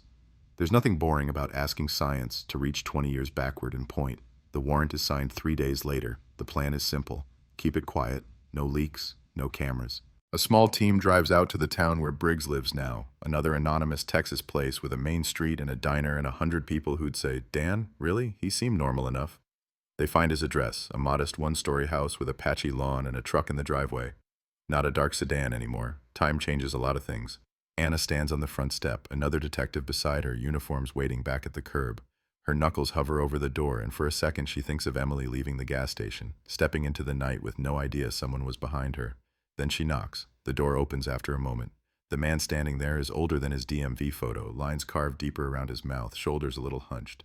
But the foundation is the same, the face from the screen, the nameless presence in the gas station footage. "Daniel Briggs?" she asks. "Yeah," he says slowly, eyes flicking to her badge. "What's this about?" She explains the warrant. Routine. A cold case review. They have the legal right to collect a DNA sample. He's confused, then defensive, then tries a small joke about CSI and "hope you don't find out I'm secretly royalty or something." His laugh is thin, brittle. "Just open your mouth," the other detective says, professionally calm. "We'll be out of your hair in 5 minutes." Briggs hesitates just a heartbeat too long. Fear, guilt, or just the universal discomfort of having the state scrape the inside of your cheek. Hard to say, but Anna feels her gut knot. He complies. The swab goes into a tube, the tube into a labeled bag, the bag into a cooler that might as well be a time machine. Back in Copper Ridge, the sample goes to the lab with a neon flag on it. Priority. Cold case tie. Potential link to homicide. The techs know the drill. They've been here before with other cases. Sometimes the results come back clean. Sometimes they come back messy. Sometimes they come back with nothing at all. This time they come back like a hammer. The call comes late afternoon. Anna is in the squad room going through a stack of property reports. Her phone vibrates across the desk. She sees the lab extension and everything else blurs. "Ruiz," she says, voice steady by force. "We got your guy," the tech says. No build-up, no dramatics, just the flat, electric truth. Full profile match between your suspect and the unknown male from the Carter truck. It's not close. It's exact. Statistically, "I don't need the number," she cuts in, because if she hears the probability ratio in words, she might actually drop the phone. "You're certain?" "As certain as DNA gets," he replies. "We reran it twice. It's him. His skin cells, his blood trace, whatever he left on that door 20 years ago, it's him." For a moment, sound drops out. The squad room noise filters back in slowly. The clack of a keyboard, a door closing, a laugh from the hallway. It all feels wrong, like the world should have stopped to acknowledge what just changed. She thanks the tech, hangs up, sits very still. Then she stands, finds the sheriff, finds the DA. The words come out calm, measured. We have a direct DNA hit tying Daniel Briggs to the scene in 2003. It's no longer just genealogy, it's him. The DA's eyes sharpen. The sheriff swears under his breath. Somewhere in the building, the faint hum of the old freezer continues, oblivious, as if it didn't just spit out a ghost with a name. The arrest warrant follows by the book. Affidavits. Attachments. The judge signs faster this time. There's something about 20 years of waiting that makes the system move a little quicker when the chance finally comes. News of the impending arrest is supposed to be tightly contained, but in a small town, information leaks like water through old pipes. By the time Anna and the team are gearing up to roll out, the rumor has already sprouted legs. They've got someone. They found a match. DNA, they say, one of those ancestry things. At the Carter house, the phone rings again. Emily's mother answers, hears the sheriff's voice, feels everything inside her brace. We have a suspect in custody soon, he says gently. The detective will come by as soon as she can to explain everything. I wanted you to hear it from me first. The DNA, it's strong. It's very strong. She sinks into a chair, eyes squeezed shut, hand clamped over her mouth. Her husband stands behind her, one hand on her shoulder, knuckles white. For 20 years they've lived with the blank space of not knowing who. Now suddenly there's a who, a name, a face. Does that mean... She starts, voice breaking. Does that mean it's solved? The sheriff hesitates, even now. It means we finally have someone to hold accountable, he says. It means we're closer than we've ever been. On the drive to pick up Briggs, Anna stares out the window at the passing fields, the familiar bend in Highway 17, where a rusted green pickup once sat with its door open and its headlights shining into the dark. She can almost see it overlaying the present, a ghostly double exposure. She thinks of Emily, 19 forever now in a world that kept spinning without her. She thinks of the fingernail in the door, the tiny act of resistance that left enough of a trace for a machine decades later to whisper that one. She also thinks of the question lurking under the headline everyone will be rushing to write. Texas, 2003, cold case solved. DNA arrest shocks community. Solved. The word feels sharp and complicated on her tongue even before she says it to anyone.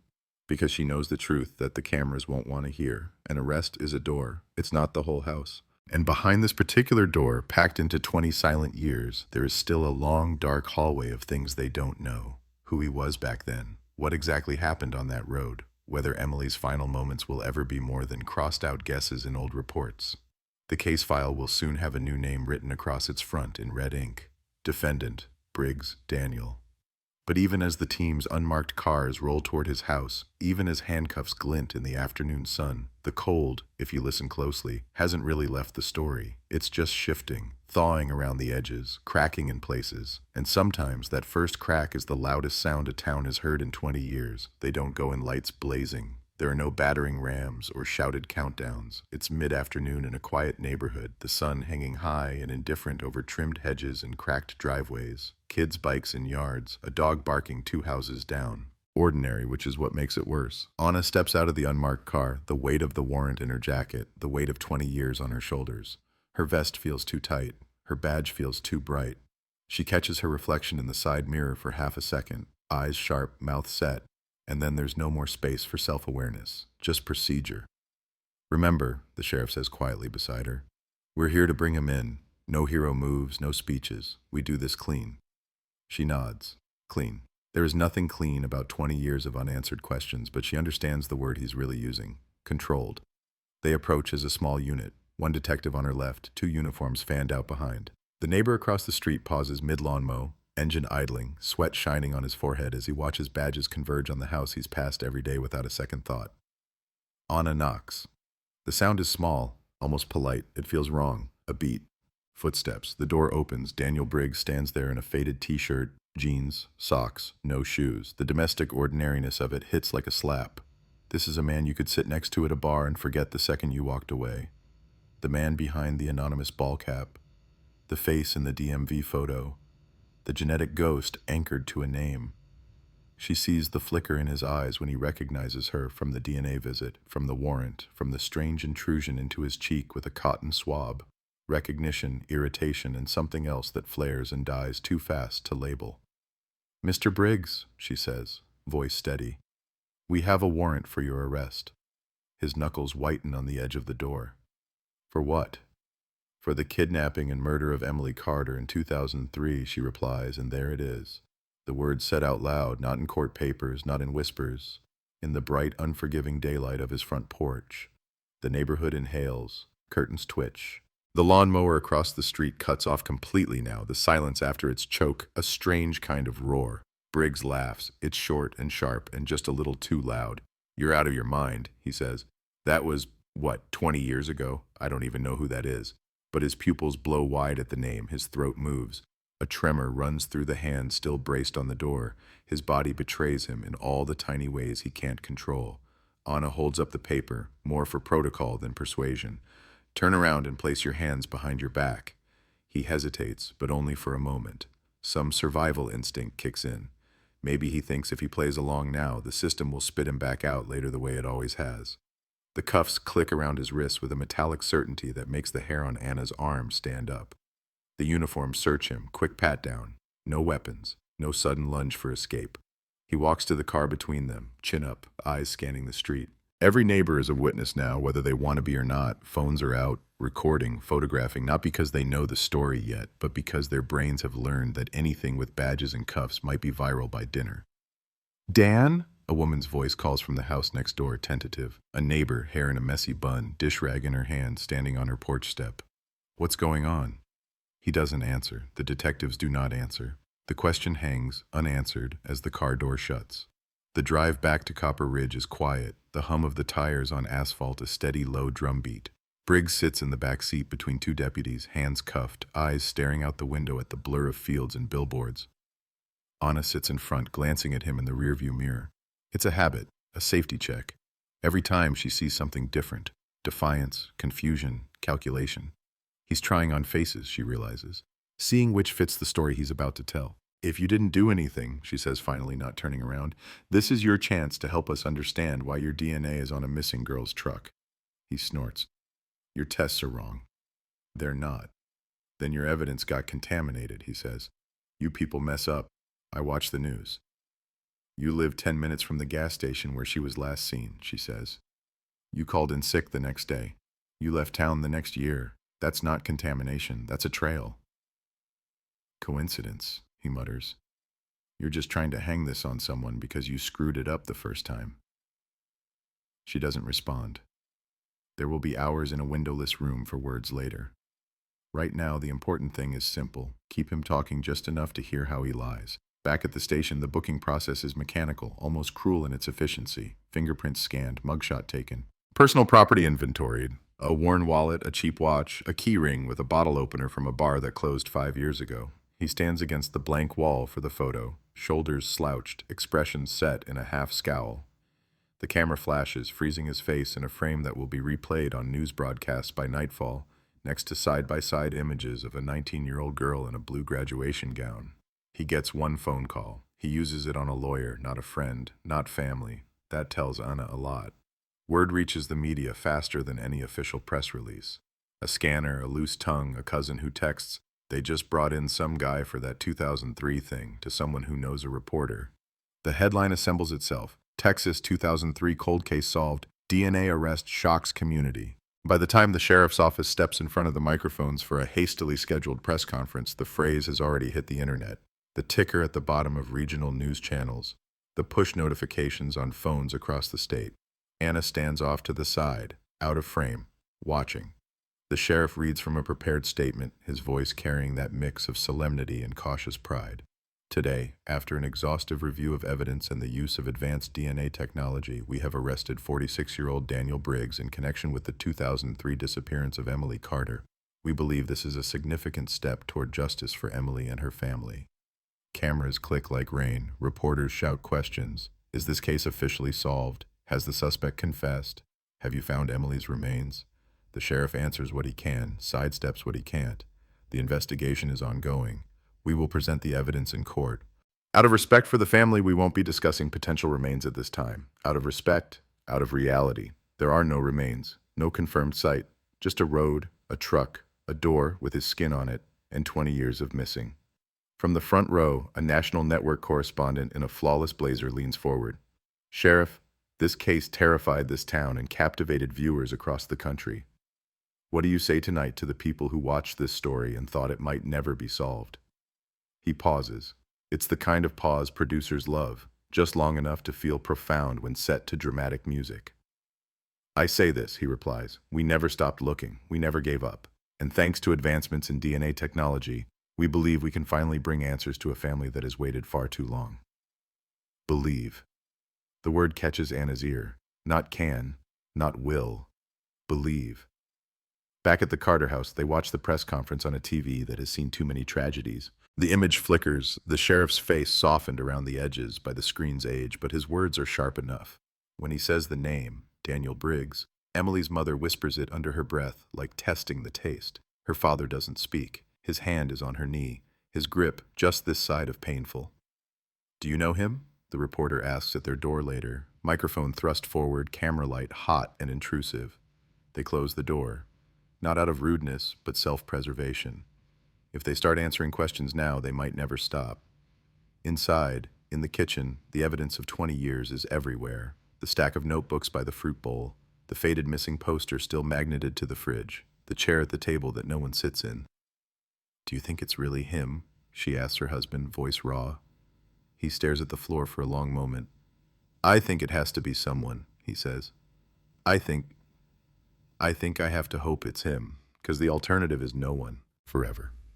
In interview 2, under fluorescent lights no kinder than they were in 2003, Briggs sits across from Anna and the camera. His lawyer, a compact man in a dark suit, sits beside him, legal pad open, pen idle. The red recording light glows. For the record, Anna begins, please state your name.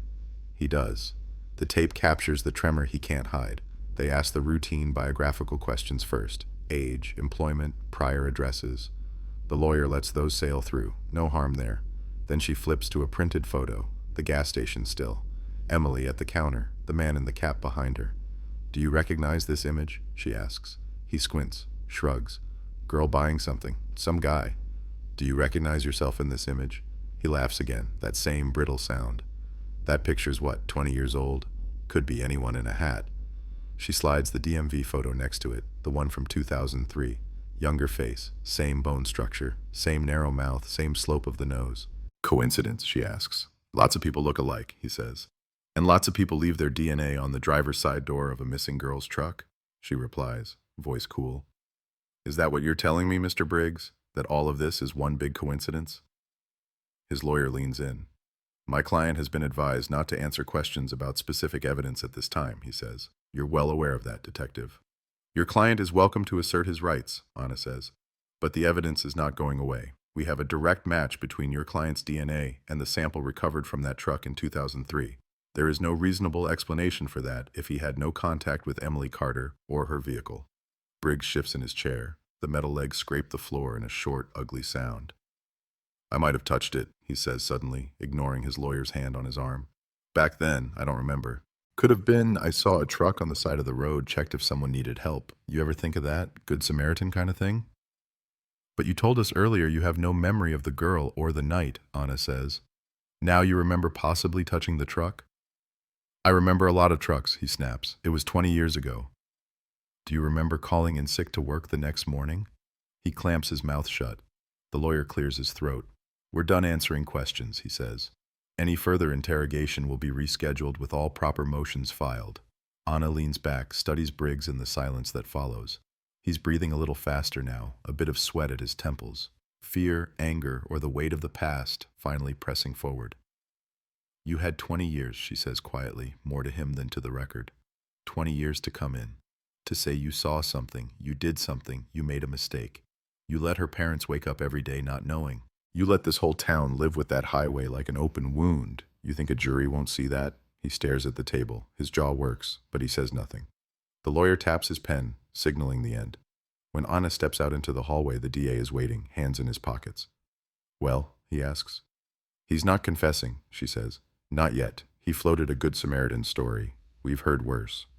The DA nods. We don't need his confession, he says. Not if the science holds. Not if the circumstantial lines up. Juries love DNA, remember? She does. She's also seen juries balk at anything that doesn't fit neatly into the TV version of justice.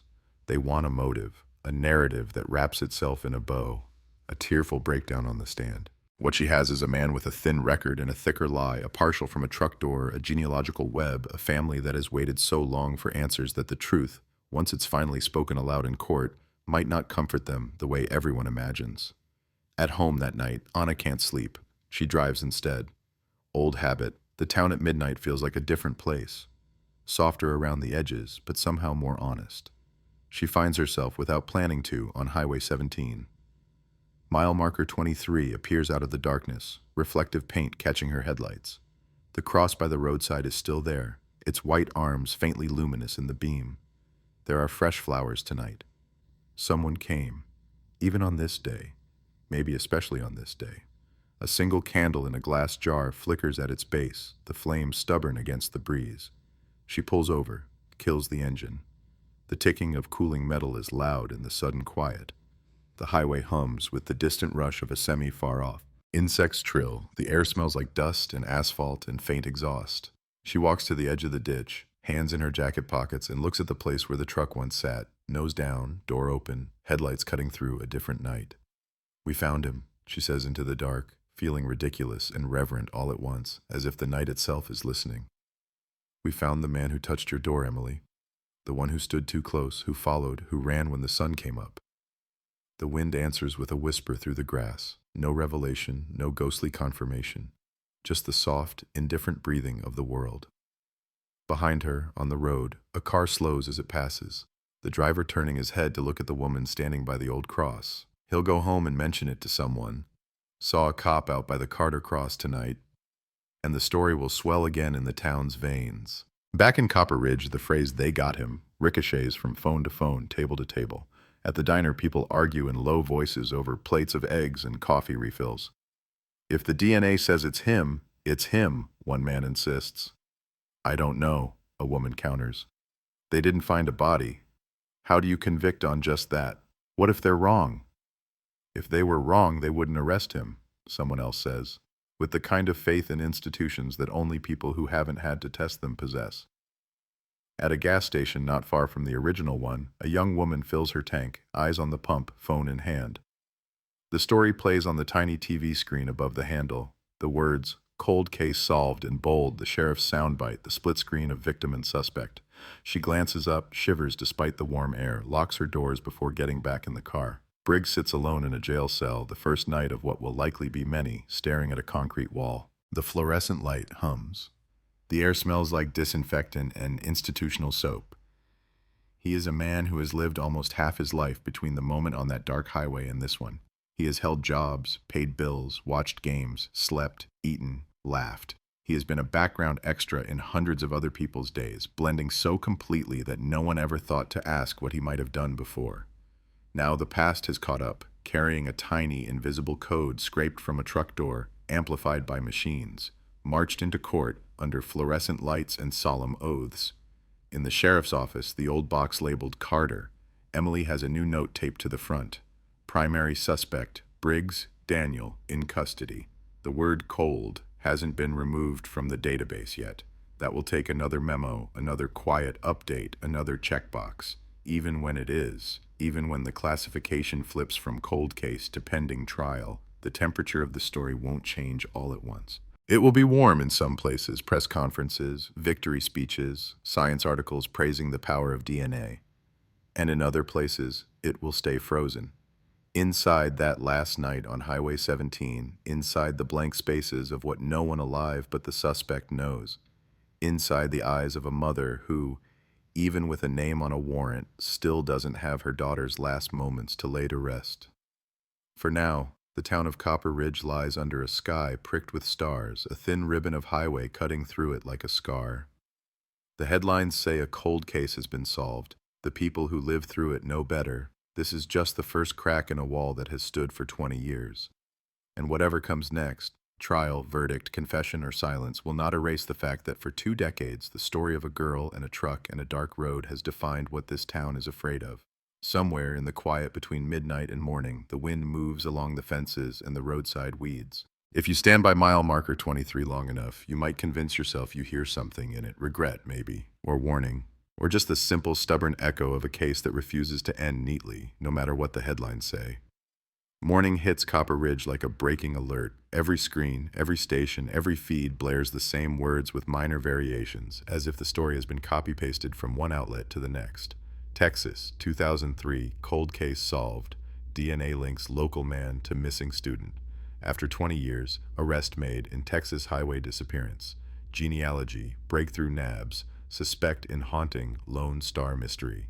The anchors talk about it with the practiced blend of empathy and excitement that comes from years of learning how to sound devastated and delighted at the same time. They say finally a lot. They say justice. They say closure. In Copper Ridge, those words don't land the way the networks think. They don't fall like answers. They fall like questions with exclamation points stapled on. At the diner, the TVs over the counter play the big city station while coffee pots drip and plates clatter.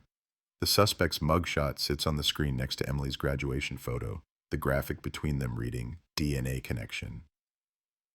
Never seen him before in my life, an older woman at the counter says, shaking her head. You? The man next to her, trucker hat pulled low, squints at the screen. Might have delivered drywall with him once, he says slowly. Or someone like him. They all came and went, those guys. Always quiet, isn't it? Someone down the line adds. They're always kept to themselves once the news comes out. In the back booth, teenagers huddle over their phones, scrolling, reading. Some weren't even born when Emily vanished. For them, she's always been a story, a cautionary tale. The girl older siblings whispered about when someone was late getting home. DNA doesn't lie, one girl says, scrolling. Cops do, a boy answers, not quite joking. Or screw up. My cousin had a case where they... Whatever, man. Science ain't magic. At the sheriff's office, the mood is a strange cocktail of adrenaline and fatigue. The phones won't stop ringing. Media requests. Other departments asking about the genealogy program. Old retired detectives calling in to say, "Saw the news, damn good work."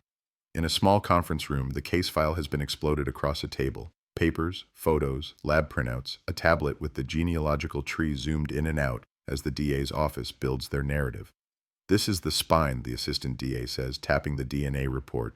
We lead with this. Strong, simple, undeniable. Unknown male profile from the driver's door in 2003. Known male profile from the suspect in 2023. They match. We want that embedded in the jury's brain before the defense even gets to stand up. Another prosecutor flips through the old reports. We've got the proximity, he lived near the gas station. We've got the suspicious behavior, calling in sick the next day, moving a year later. But we're still light on the how. No body, no weapon, no witness. They're going to hammer that. They'll say DNA only proves he touched the truck, someone else adds. Not when, not why. Then we show why it couldn't have been innocent, the assistant DA says. You don't walk away from a truck like that on that night in those circumstances and then keep your mouth shut for 20 years if you're a good Samaritan. Anna sits at the corner of the table, listening, cataloging. She knows the case inside out now, the timeline, the science, the quiet failures of 2003. She also knows what the story looks like from the outside.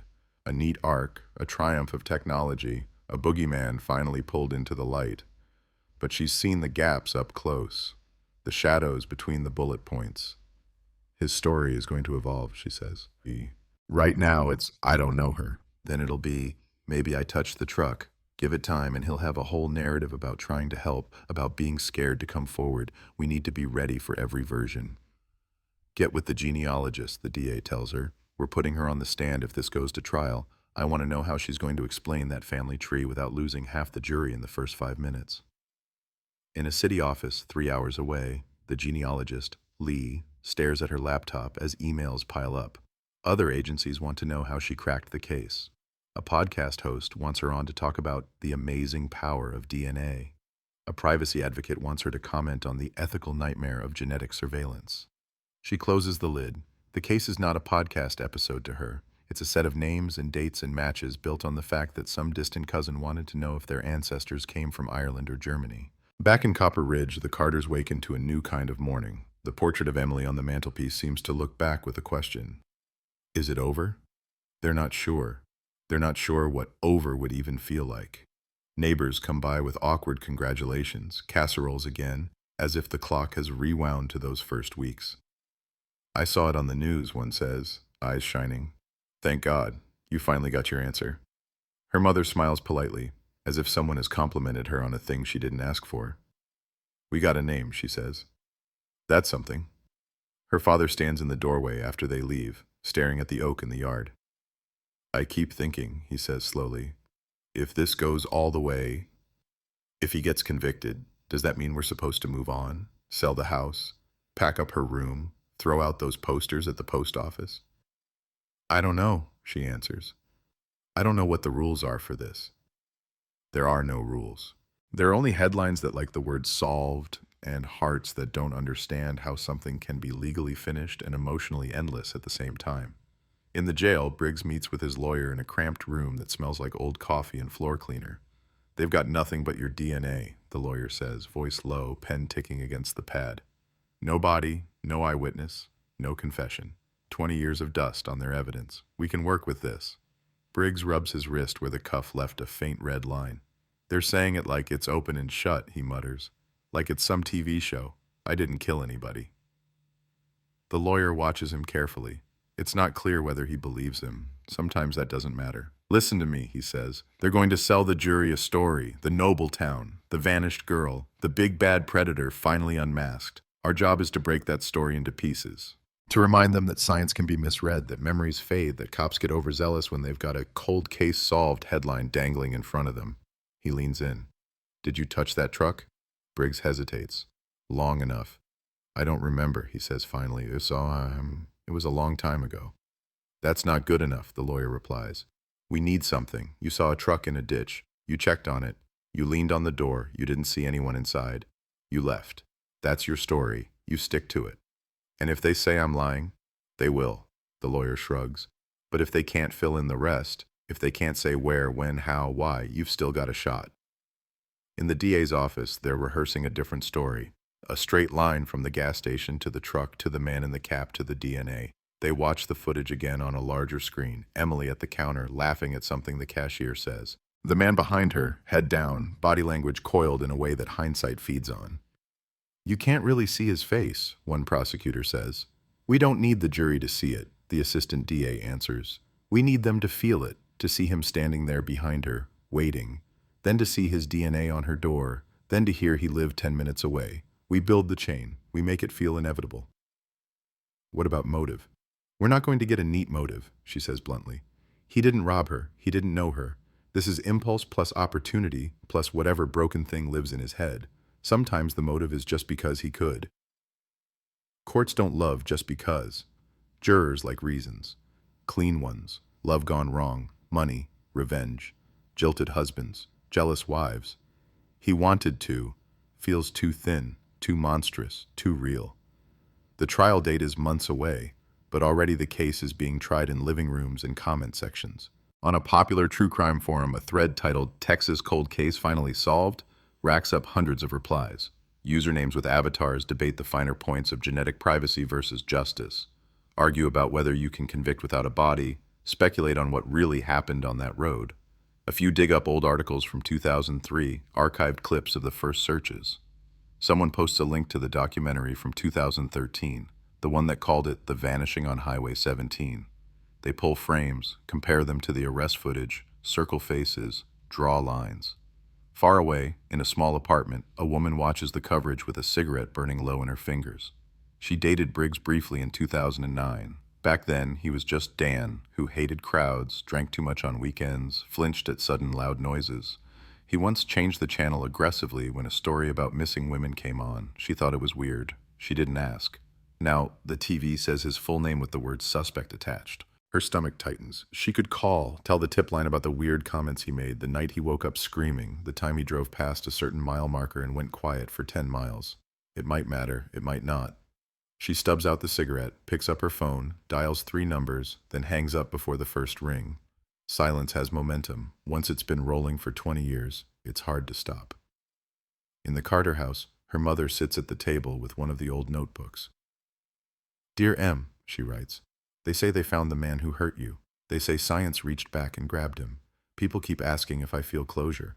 I don't know how to explain that there is no such thing as closed when you're still setting a place for someone who never sits down. She pauses, pen hovering. I am glad, she writes slowly, that someone will have to answer for you. I am also angry it took this long. And I am scared that after the trial, everyone else will move you to the solved folder in their minds and stop saying your name. She closes the notebook, rests her hand on it a moment, then leaves it on the counter by the fruit bowl. The stack has grown again, stories on top of stories. At dusk, Anna stands outside the station as the sky bleeds into purple. Reporters still linger, hoping for another quote, another angle. She ducks past them. She is not interested in being the face of the narrative they're selling. Her phone buzzes with a message from Lee, the genealogist. "You okay with all this press?" she writes. "They're making it sound so simple." Anna types back, "Nothing about this is simple." Then, after a moment, "You did good work." Lee replies, "You too. Just remember, they're going to call it solved even if it doesn't feel that way." Anna pockets the phone, looks up at the stars just beginning to prick through the fading light. Somewhere up there, people like to say, everything is clear. Down here, on cracked concrete and in fluorescent-lit rooms, clarity is messier. She thinks of the jury that hasn't been picked yet, of the witnesses who will have to relive old days, of the Carters sitting in a courtroom across from the man whose name they'd never heard until this week, but who, if the evidence holds, has been the shadow behind every nightmare they've had since 2003. The town wanted a villain. The headlines wanted a victory. The system wanted to prove that time is no obstacle, that no crime is beyond its reach. What Anna wants is something quieter and harder to measure, to walk into the courtroom with enough truth that whatever the verdict, she can say she didn't sell them a story she knows is too clean. Because in the end, a solved cold case is not a magic trick. It's a courtroom full of strangers being asked to believe that a smear on a door and a pattern in a family tree are enough to reconstruct a night that no one saw. And out on Highway 17, where the asphalt runs indifferent and the cross at mile marker 23 leans a little more each year, the wind doesn't care what word the docket uses. Solved, unsolved, cold, closed. The only thing that really changed this week is that the question that haunted Copper Ridge for 20 years now has a man sitting under it. Whether he is the answer or just the most convenient name the system could attach to the mystery is what everyone, from the DA to the defense to the woman still writing Dear M at her kitchen table, will be living with long after the cameras leave. The first hearing isn't about guilt or innocence. It's about whether the jury will even be allowed to hear the thing everyone is already talking about, the DNA. In the courthouse hallway, the air smells like old wood and coffee. Reporters line the walls, cameras perched on shoulders, mics dangling like fishing lures. The words landmark, precedent, and genetic genealogy float in little clusters above their murmurs. Inside, the courtroom feels smaller than it looks on TV. The wooden benches creak. The fluorescent lights buzz. There's a faint stain on the ceiling tile above the defense table, as if even the building has been watching this place for too long. Anna sits behind the DA's table in a pressed suit that feels more like armor than clothing, case file open in front of her, though she could recite half of it backwards by now. Next to her, the assistant DA shuffles color-coded folders. Across the aisle, Briggs sits at the defense table in a wrinkled shirt and county-issued pants, wrists free for the moment, a thin sheen of sweat at his hairline. He looks smaller without the frame of a door around him, without the flashing lights and handcuffs. Just a man, shoulders hunched, jaw clenched, eyes flicking from the judge to the gallery to the door. A regular, forgettable man, which is its own kind of horror. In the second row, retired Detective Hollis sits stiffly, hands braced on his knees, suit just a little out of date. He hadn't planned on being here. Retirement was supposed to mean fishing trips and yard work and ignoring the news. But when Anna called and said, "They're fighting to keep the genealogy out," something in him refused to sit this one out from a lawn chair. He listens as the defense stands and begins the attack. "Your Honor," the defense attorney says, tie a perfect knot, hair perfectly in place, voice perfectly modulated for the microphones he knows are picking up every word. "What the state is asking you to do today is allow untested, controversial, and frankly invasive science to become the centerpiece of a murder case with no body, no confession, and no witnesses." He paces slowly, hands clasped behind his back. "They took a partial sample collected 2 decades ago, ran it through a third-party lab, then trawled through consumer genealogy databases, never designed for law enforcement, all to arrive at my client's name. This is not a fingerprint left on a weapon. This is probabilistic guesswork wrapped in scientific jargon." The assistant DA stands ready. "With respect, Your Honor, this is not guesswork. This is the same fundamental science we've used for years to identify suspects through DNA, refined and expanded. The genes don't change just because they're compared to distant relatives. The math is complex, the result is simple. The DNA on that truck belongs to the defendant. She nods toward Lee, the genealogist, seated in the front row, hands folded neatly over a notebook. We will show this method has been used successfully in cases across the country to identify offenders who thought time had made them untouchable. The judge, a man with silver hair and deep lines etched between his brows, leans back in his chair. He doesn't look excited to be part of a moment destined for law reviews. He looks tired, cautious. He has 20 years of local politics on his shoulders and a town watching every twitch. I've read your briefs, he says. I'm aware of the national debate around this. Today, I don't care about talk shows or podcasts. I care about whether the way this evidence was obtained violates this defendant's rights, and whether a jury stands a reasonable chance of understanding what they're hearing. He glances at Lee. Call your witness. Lee walks to the stand like someone stepping onto a narrow bridge over a deep ravine, calm, one careful step at a time. She raises her hand, swears to tell the truth, sits. The assistant DA begins gently, coaxing the jury that isn't here yet into existence. Please state your name and occupation for the record. Lee explains who she is, what she does. Genetic genealogy. Family trees built from shared segments of DNA. No dramatics, no jargon bombs, just careful, clear sentences. She draws it out on a foam board chart they wheel in, a simple tree with branches, some names in black, the unknown profile highlighted in red. We start with the unknown DNA, she says, tapping the red mark. We look for relatives in a database. We identify how closely those people are related, second cousins, third cousins, and so on, based on how much DNA they share. Then we use traditional genealogy, public records, obituaries, marriage certificates to build the tree backward and forward. We cross-reference ages, locations. Eventually, we're left with a small number of people who could be the source of that unknown DNA.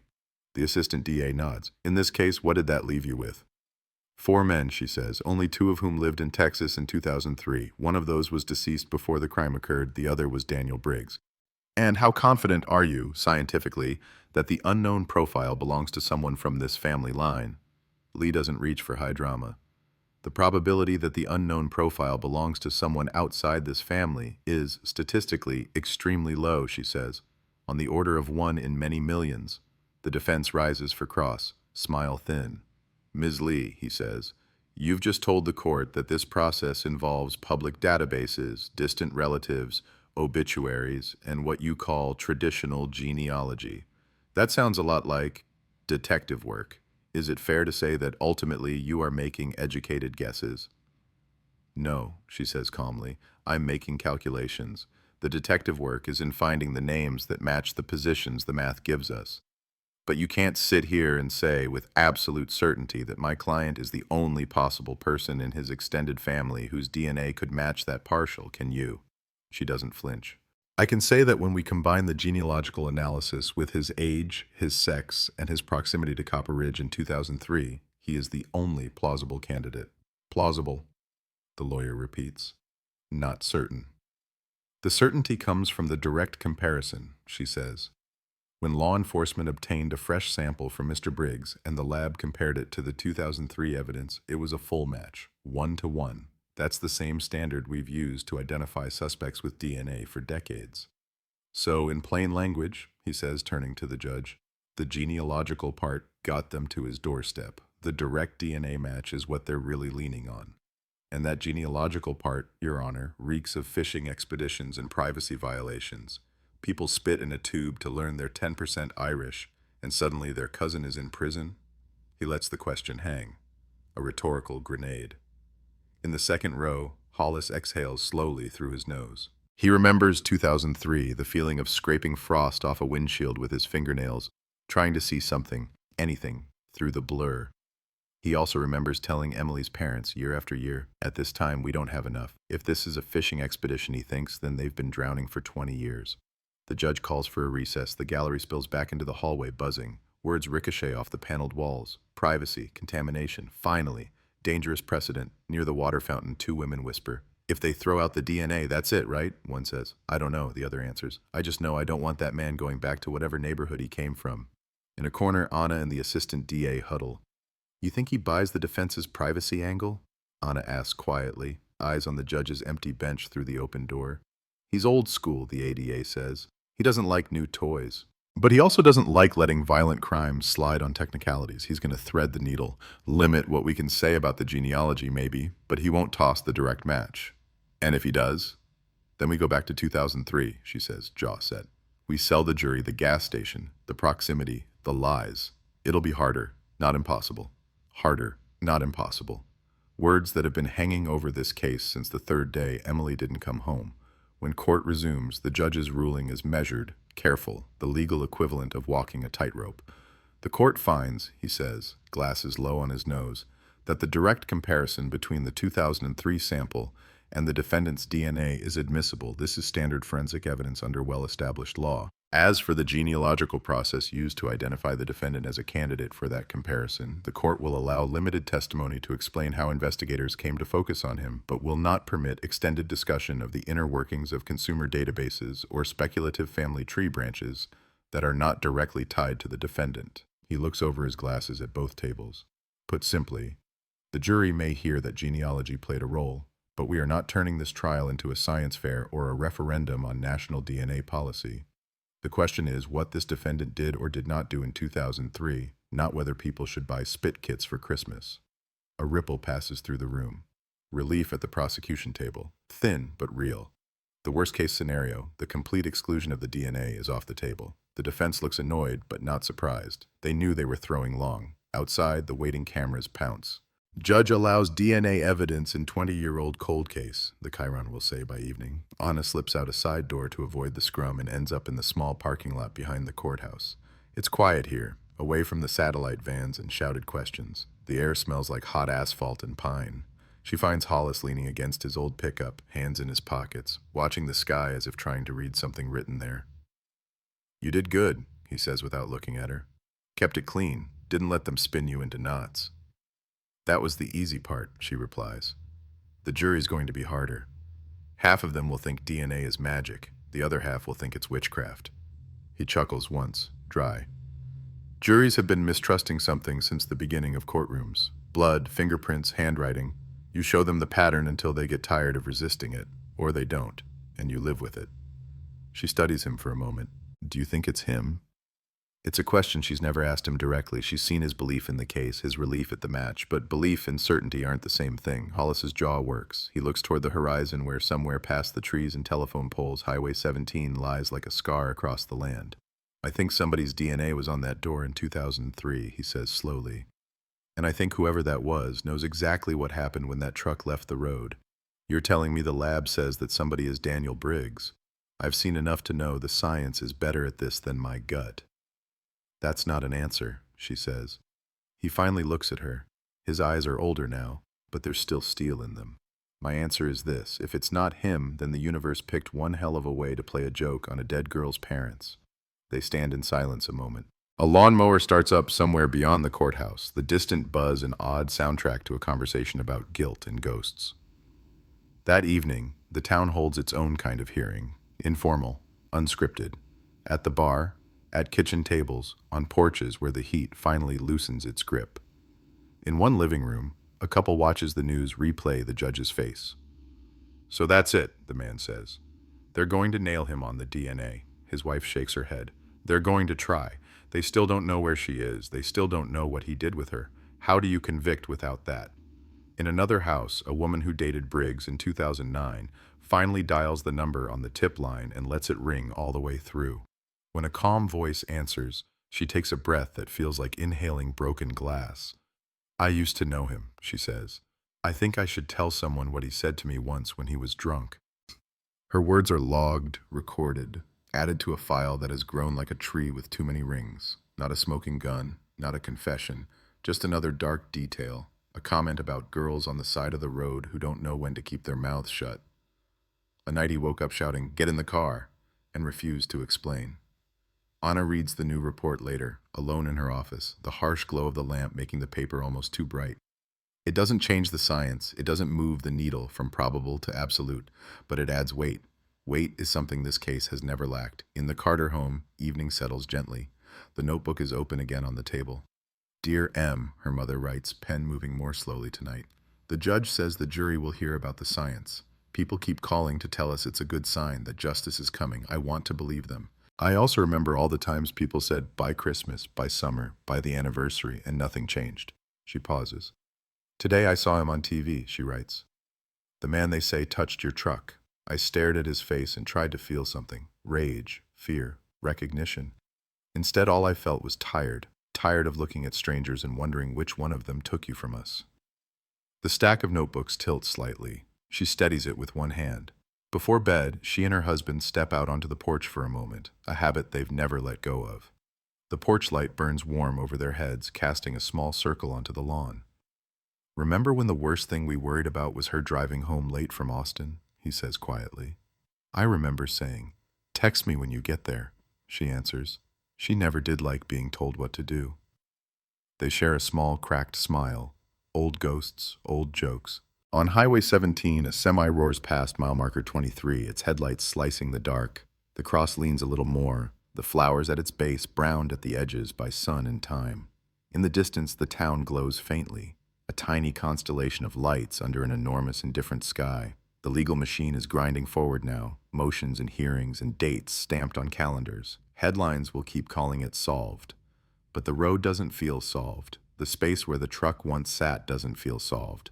The hollow in the lives of everyone who loved a girl who never made it home from a gas station in 2003 definitely does not feel solved.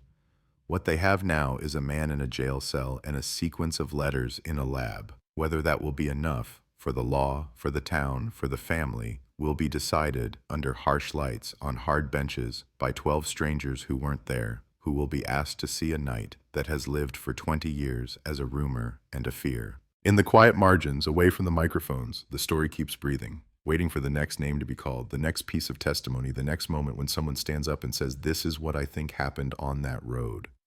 And in the wind along the fence line, if you listen long enough, you might almost hear the echo of the only question that has ever really mattered in Copper Ridge. Is this the truth or just the closest thing we can live with?